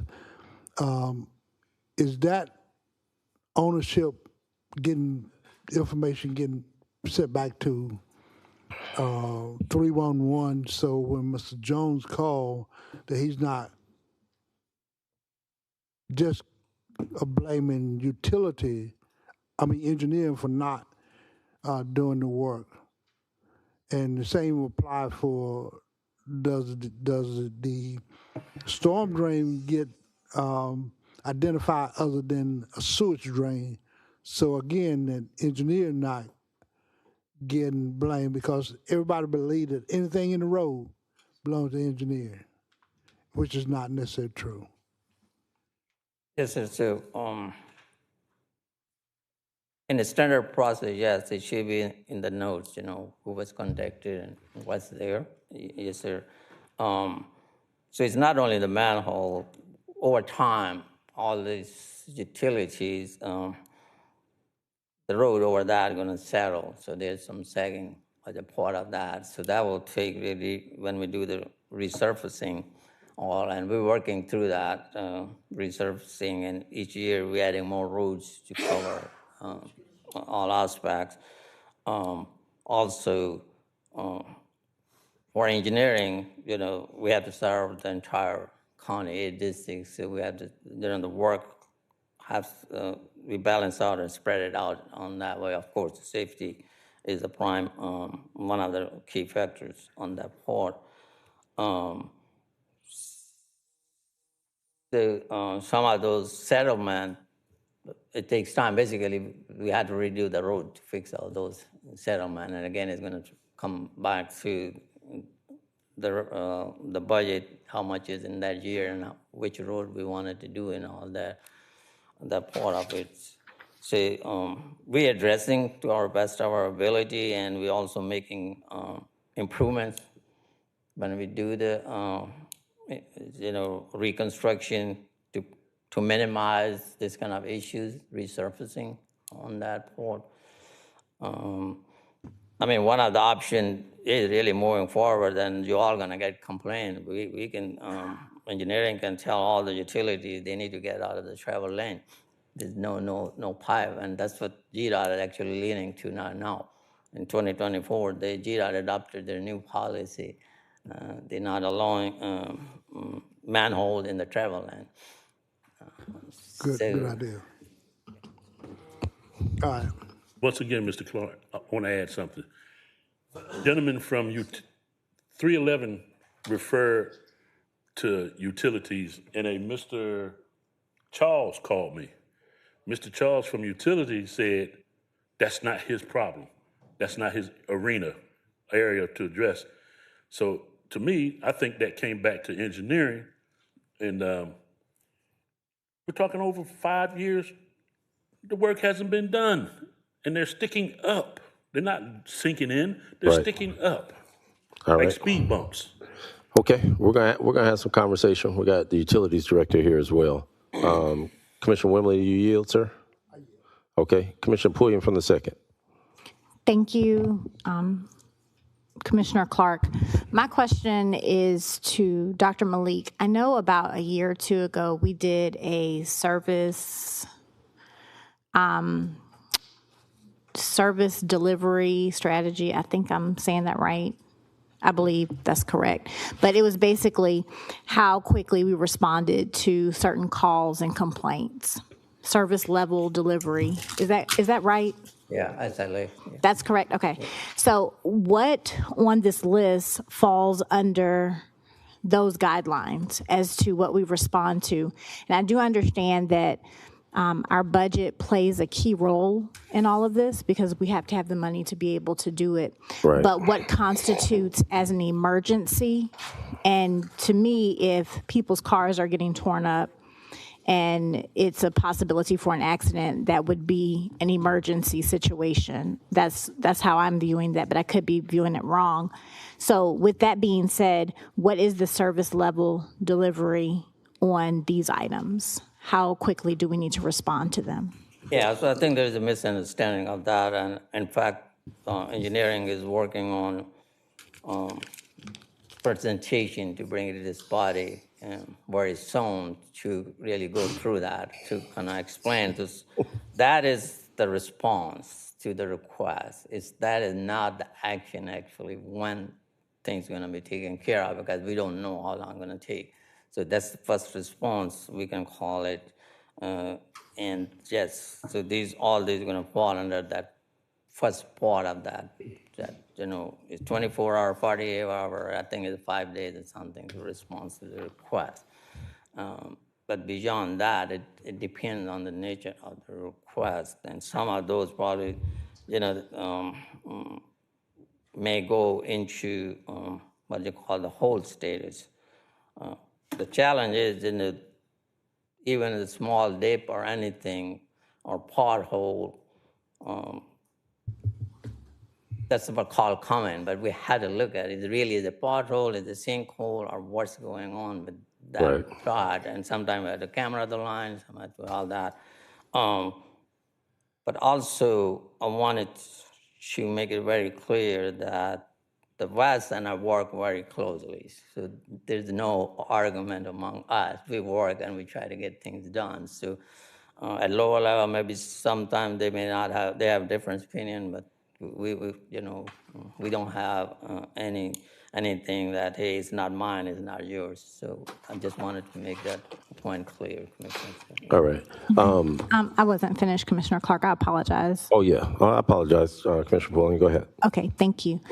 Based off of what you just said, Dr. Malik, thank you for answering that portion of the question, but what constitutes as an emergency? Because if some of these items, I know that if a pothole is not reported or cars having difficulty getting over uneven manholes, if that's not reported, then it's not necessarily the responsibility of Augusta, Richmond County, like we didn't know about it.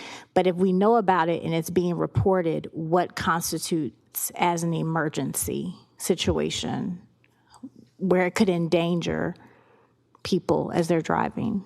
Yes, if it's in the travel lane and it's in the path of the vehicle, like tire or something, the first response is going to be we're going to try to fill that dip, if it's a dip, or try to get it somewhat level on that while we're working through that fault. Like when I commissioned your request for the other night, recently, so after hours, guy went there, he just did a coal patch to get it level, and I'll be working through that ditch. So, but if it's not in the travel lane or not in the path of the travel, then it's a different level of Okay. that thing. Yeah. Okay, but if it is an emergency situation, so if someone reports it and it is an emergency, it's going to get repaired within what amount of time? I won't say get it repaired, but it will be secured. As soon as we know, we will try to secure it as soon as possible. Okay, so I want to, just for clarity, these items that are on this list are not necessarily deemed as emergencies. Commissioner, at this point, I can't say We don't yes know. or no. Okay, Yeah. yes, sir. So, Okay, but we will review that, right? yeah, I can go Okay. and look at all these spots and put my own eyes on it because, Okay. Okay, thank you, Dr. Malik. Thank you, Commissioner Clark. Thank you, Commissioner Pulliam. Commissioner Guilford from the 10th. Thank you, Mr. Chairman. Mr. Jones, you should have reached out to the commissioner, give them the other 6 items, and they would have got done too. But I would say this, is that we're catching our director off guard because didn't know about this list, and he probably knew about it in the work order. But as far as seeing this list directly in front of them, I think we ought to give them time to go by there and look at it. And let me finish, please. Let you finish. Let me finish. Yeah.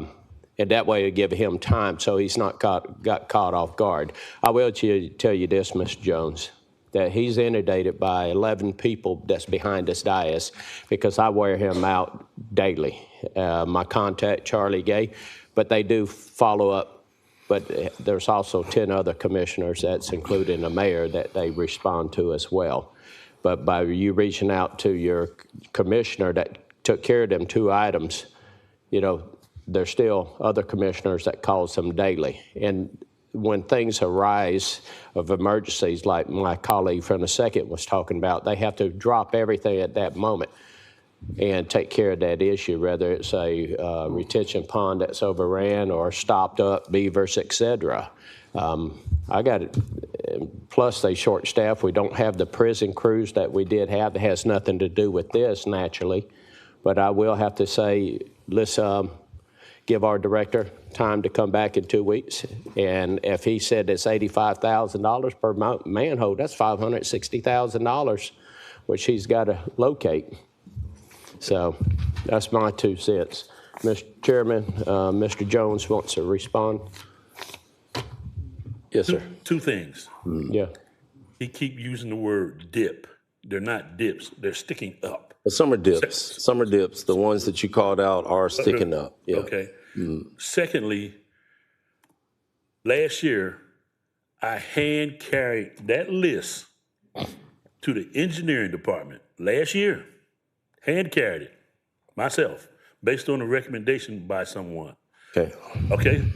Secondly, or thirdly, I handed a copy of it to Charles, the administrator's assistant. I handed a copy to him at one of the Neighborhood Alliance meetings. And Charles said he handed over to engineering. So let me tell you, last year when I went down to the engineering department, I'm doing my part. I let him know. So what he said about he didn't have a copy of that list, baloney. All right. Can I finish up, Mr. Chairman? Yes, sir. Dr. Malik, would you be kind enough to, as well, in 2 weeks, bring the check with risk management, how many people have filed claims or even called about issues at each one of these locations, so we could look at that as well. Thank you. Thank you, Mr. Chairman. Bring the update at the next committee meeting. Yeah. Thank you. That's what I was going to say. Thanks, Commissioner Guilford.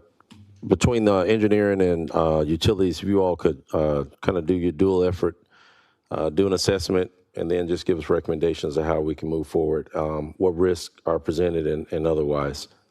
Last thing we want is to, add more public issue out there with the roadways. Yes, sir.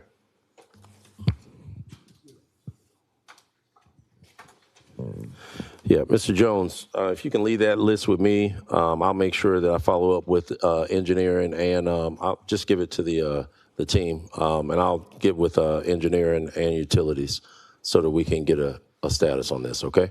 Okay. All right. Keep in mind, just because somebody else didn't call, I've driven over these spots for the last 5 years. I got you. And they haven't been done. I got you. Yes, sir. Well, appreciate it. Just give it to the clerk, and I'll get it from her. Appreciate you bringing it up. We're going to accept this as information, and with the understanding that I'll follow up with engineering and utilities, and we'll try to come up with the action plan. All right? Why don't you put it in the next committee cycle? All right. We'll bring this, based on the recommendation, we'll bring it up next committee cycle so that we can get a, hold on one second, Mr. Jones, so that we can get a recommendation and assessment done on these, okay? Yes, sir. Got it. All right, so next committee, we leapfrog. So 1 week is committee, next week is commission, following after that is committee, okay? Thank you, Mr. Jones, for bringing up the public safety issue. Thank you, Dr. Malik and Director Bynes. We'll follow up and go from there. Yeah, he's over there, but we let him off the hook, so. All right, that concludes engineering committee, Madam Clerk.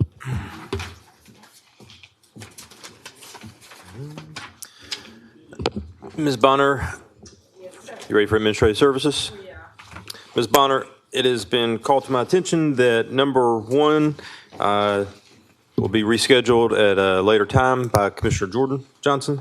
And number 2, the administrator has asked that this item be placed on the next committee cycle. And with that being said, I would like to consent item number 4. So moved. All right, we're going to vote on that. Second.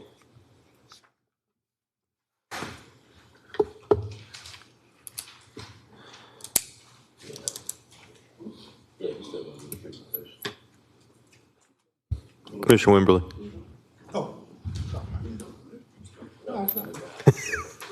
I'll just see if you're paying attention.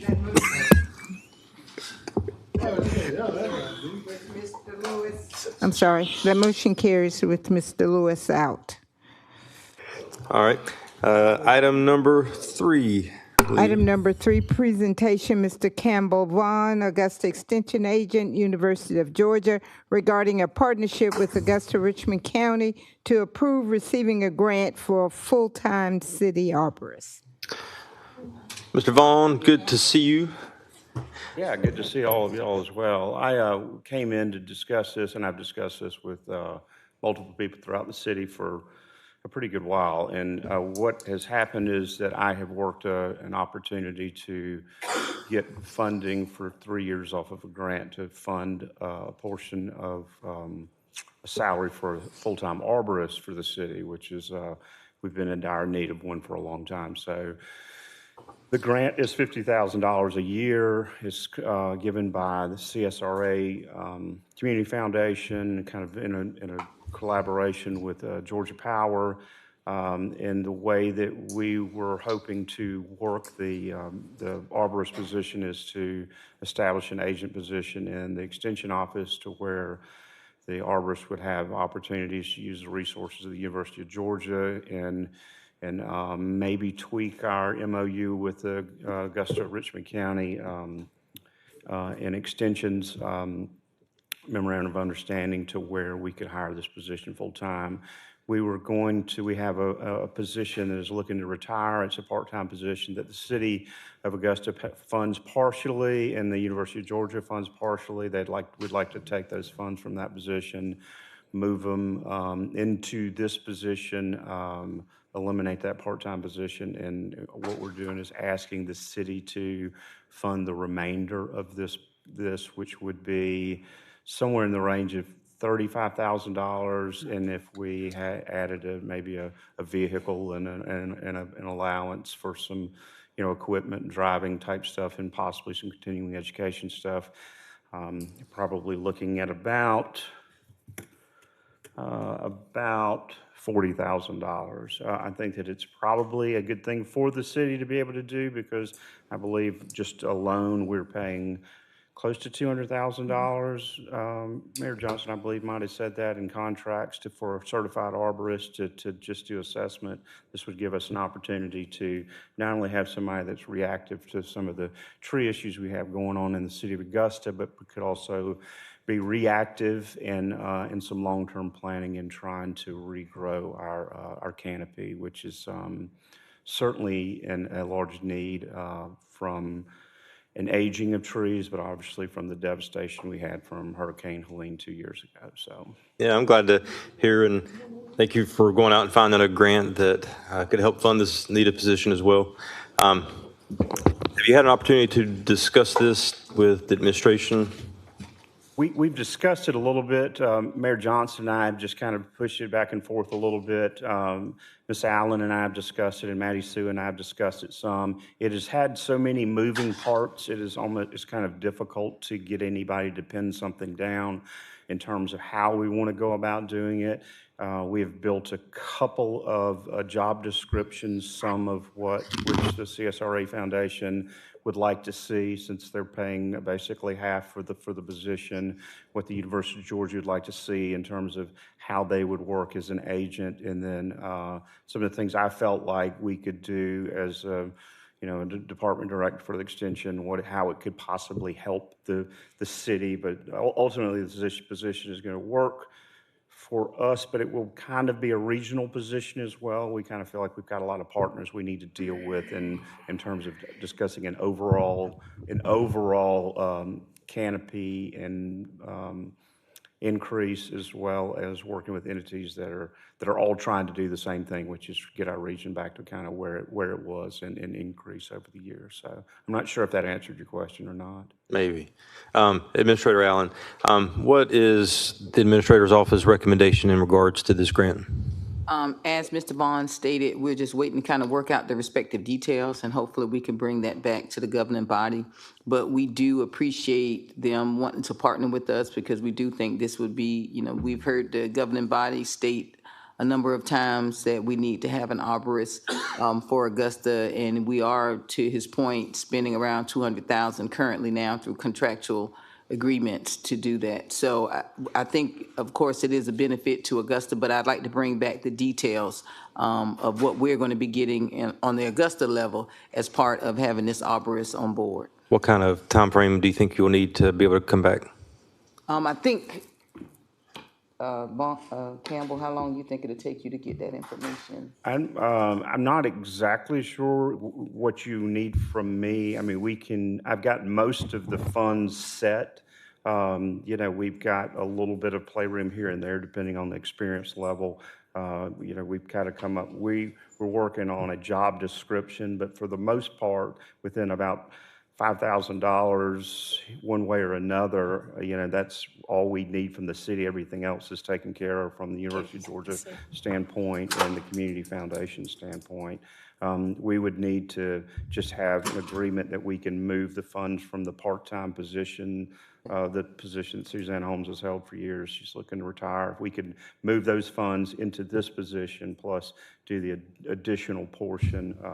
And then the only other thing we'd want to do is just to double check whether we want to make it a contract position or a dual payment position, which we do both at Extension. It's kind of a standard procedure for us. So I don't see a whole lot that needs to happen unless you feel like you need to look at the job description.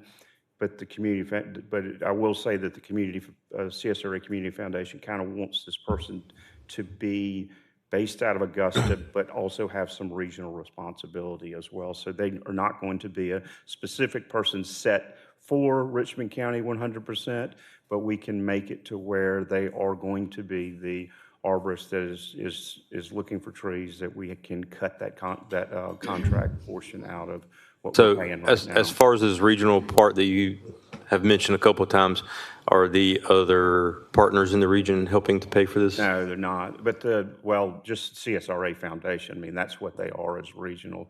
It's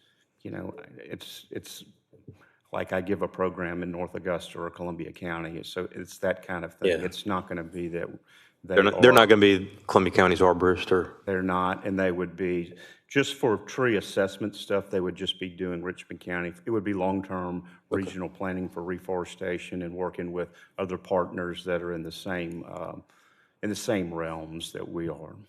So that's what I was talking about, working out those respective details because of the regional partnership. Okay. So I think we could, based on what Mr. Vaughn is saying, I think we should have it back to you by the next commission meeting, coming up commission. I can make that work for sure. Okay.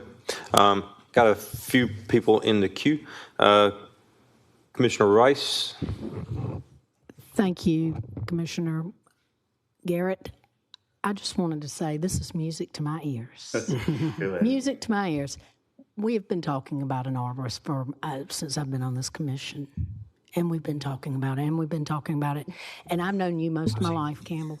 And I can say that hearing about this, it's a win-win. I mean, we just talked about how much we were spending.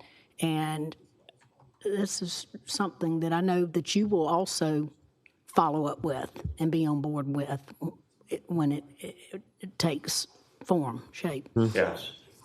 Can we hire you as our full arborist? No, I like doing what I'm doing, but I'm glad to help with get this position going. Okay. So, Well, I appreciate the support. I just wanted to, and I'm not on this committee, but if I was and I had to approve this, I would be hitting my yes to approve button. But thank you for coming before us and bringing this to us. Thanks so much. Campbell, it's always good to see you. Ms. Bonner, I'd like to move this item to full commission. I'm sorry, sir. Oh, sorry, I didn't see you. No, Mr. Chairman, if I could I have Dr. Malik come up? Ask a few questions. Mr. Vaughn, thank you so much for being here. And I can't stress, similar to Commissioner Rice, at how important this role is, especially since Hurricane Helene. Just a couple of Fridays ago, as you know, we had a storm blow through. And I think, Dr. Malik, you recall, we had 13 trees that were down as a result of just an ordinary thunderstorm. Is that correct? Yes, sir. But I wanted to clarify, the arborist is the subject matter expert just going to look at the tree and not do the actual work. So, so that's, I just want to make it clear, that, but the crews we have, and like even from manager, they actually go out and do the work. So, yes, I mean, the trees are stressed out, and which engineering did when I asked our on-call to look at some of the trees. We're just working through that. We really out of funding, so it's going to be on the next agenda to talk about it. But it's a good program, but city need to have a tree management program. We don't have that really. So without that, having arborists, it's really not going to be effective position to do that. Do you not think that this position could help the city plan their tree program? I mean, it would be an add-on resource, yes, because, we have on-call, which we use whenever we need it. I think Ms. Cameron has a question. Yeah. Ms. Cameron, what were you saying? Oh, I was just saying that we have. Come up to the mic. Yeah, come on. You can use my mic. I just want to say that we do have a tree protection ordinance. We do have a current one. I believe Dr. Malik's talking about like a tree program in order to like manage our green space and things like that.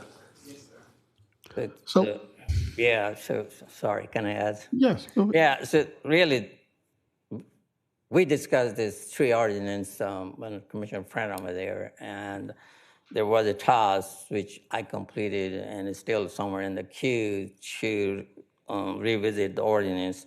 There is a weak point in the ordinance that city is not looking at the land development aspect of the tree management. All our focus is right of a tree, which really should not be the focus. Focus should be the land development, where the new development, what kind of trees they need to replant, what the landscaping, how much they can cut, how much they don't cut.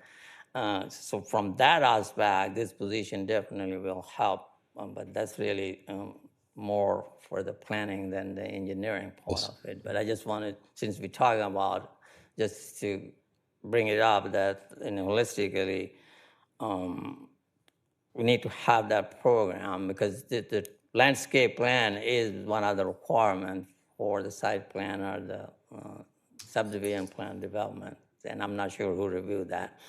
But that's maybe, help in that aspect.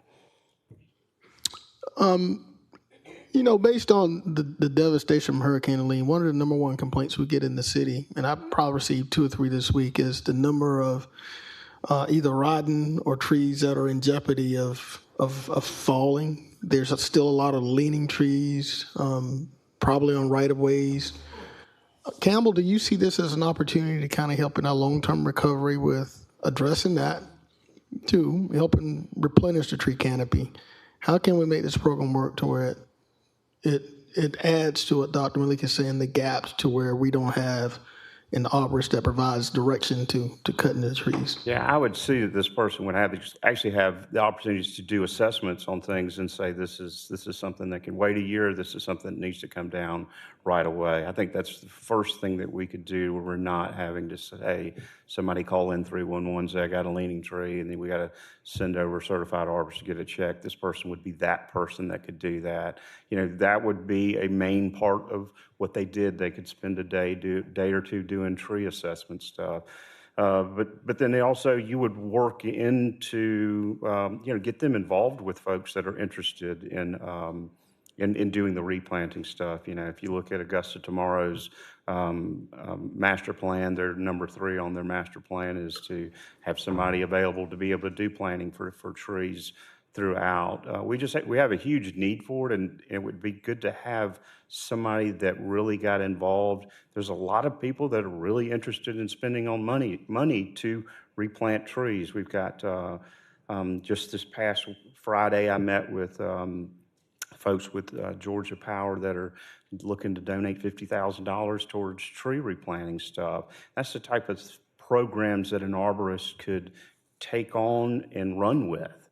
And we've actually just put into action yesterday. The site came up and it was called Grow Back Project with that got launched that we did with the University of Georgia. That is going to be kind of it's a site that we can look at to know what kind of plants we need to put back in and use ways to put your house right there and show what a tree's going to look like in front of it. It's going to be super cool, but ultimately what we're trying to do is to build back a canopy that is going to make things healthier for us. It's going to turn down urban heat island effect. And I really feel, as hard as we work, and I know as much work has had to happen to do cleanup after Hurricane Helene, is the planning portion is what we have to do from now on. And I'm not sure we are doing everything we can to do the planning portion. And as much as I would like to spend all of my time doing that, I've got other obligations to do. And I think having an arborist that's got a skill set ready to do that is almost a no-brainer. So that's kind of how I feel about it. All right, thank you. Mr. Chairman, last question. This is for Dr. Malik. Dr. Malik, the arborist services that we're using under a contracted basis, are they just providing arborist services, or are they also cutting trees? So in our tree contract, they are required to have arborists. So and we have set rates in that one. I don't remember exactly, but it's a couple of $100. They will go and do it. So we have 2 of them on there too. Then I have through the on-call, the third one. In our road projects, all design teams required to have arborist, landscape architects, and all of the other things. So, and I've been working, on a tree team, our crew manager. So I'm working to get that person also certified. So still that person has to do the actual job, like climbing the tree, cutting the tree, all, but to have this additional qualification too. So that's I'm working on that too, on that part. So as far as I'm open to if anybody has a plan and we actually develop some sort of model to replant the tree around Central Avenue and Monsanto School area. We work with the neighborhood. We mean the engineering, myself, and we're still waiting on the other group. The arrangement was the engineering will help to come up, develop the plan, all that, but then the citizen and the group who want to donate, the citizen can work with them and plant the tree and water the tree and all that, but really it's almost a year and a half, they have not materialized yet. So if anybody has a plan, I'm open to work with that group. And I say, Central Avenue, because that's the older city area, around that area will be the good pilot project to see how it works. Thank you. Mr. Chair, I yield. Thank you so much. Thank you, Mayor. Have a couple more folks in the queue again. Commissioner Wimberly. Thank you, Mr. Chairman. I just want some clarity from Mr. Vaughn. You said this arborist, he will be working in Richmond County? Yeah, the arborist would actually be an employee of University of Georgia, like Right. I am, and we Just would like have essentially would be me with the resources of the University of Georgia behind them, but would be stationed in our office and would work as I do for Richmond County. But I did, we would have some type of regional responsibility, but that's just essentially working with folks that have long-term goals to reforest and to come up with plans to get grant funding and tree plantings and growing of the types of trees we need. We don't have actually really good access to growers. So those are just a lot of the projects that I don't want to think of this person as somebody that's just going to go around and assess trees and say, okay, guys, this is the one you need to take down. I want this person to take on a bigger role to see what reforestation is going to be long-term for our area and our surrounding areas. So will that person interaction be more with contractors, or will it be interacting with the government? Well, I would say that the person could just take a lead role in coming up with, first off, the tree assessments. And you say you drive down, Bransford Road, and you see a 100-year-old water oak that's outlived its time frame for 30 years. We can say this is time that we do this, and then hopefully have a way to get it taken down through, I'm not sure if it would be through Dr. Malik's group or whomever, but then also find sourcing to be able to replant or to find another way to keep the funds going, keep the tree planting going. I just think there's a lot of opportunities that we're missing for some long-term planning for our streetscapes, for park trees, for downtown stuff. And and that person would hopefully be involved in a lot of the long-term planning processes that can, give some good input. So certainly not working against Dr. Malik. We're always working with him. Okay. Thank you, Mr. Chairman. Thank you, sir. I yield. Commissioner Poyle. Thank you, Mr. Chairman. May I direct my question to Administrator Allen? Whoever you need to. Thank you.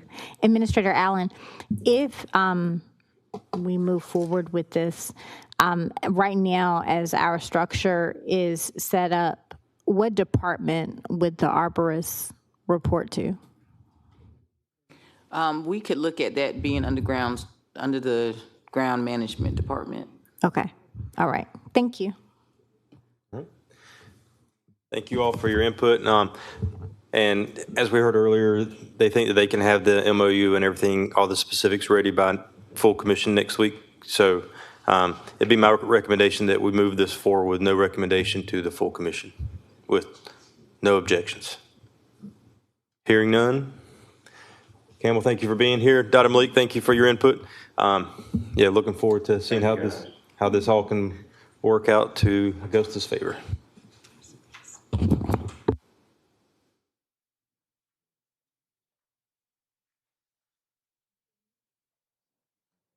And with that, I believe engineering is done. Good afternoon. Madam Clerk, I would like to call public safety to order, please. Yes, ma'am. And I would like to consent 1 and 2 without objection. Okay. Second.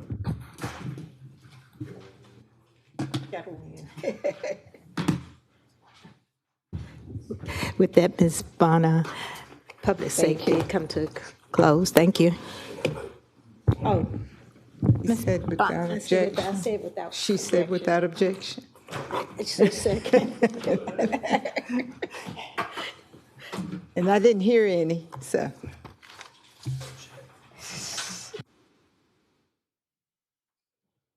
Ms. Bonner, I'd like to call finance to order. Yes, ma'am. I'd like to consent item number, do we have any additions or deletions? No, ma'am. Okay, I'd like to consent item number 1. I'd like to consent, oh, actually, we don't have a quorum for for my committee. Let's see, Mr. Wimberly's here and Mr. It's just me and Mr. Gilbo Wimberly. left. Okay, So we can't do anything. okay. We'll put it on the next committee. Okay, thank you. Mr. Mayor, point of personal privilege.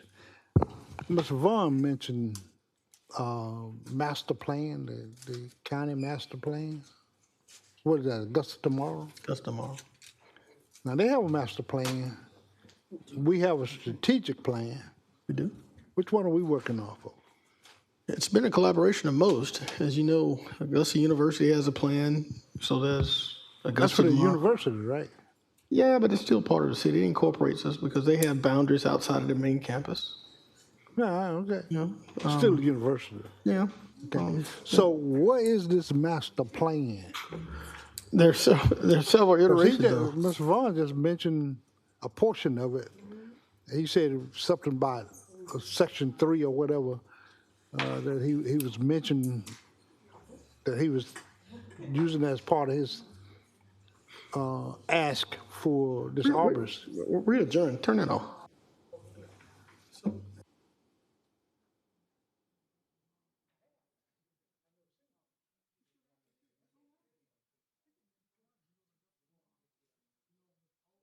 I don't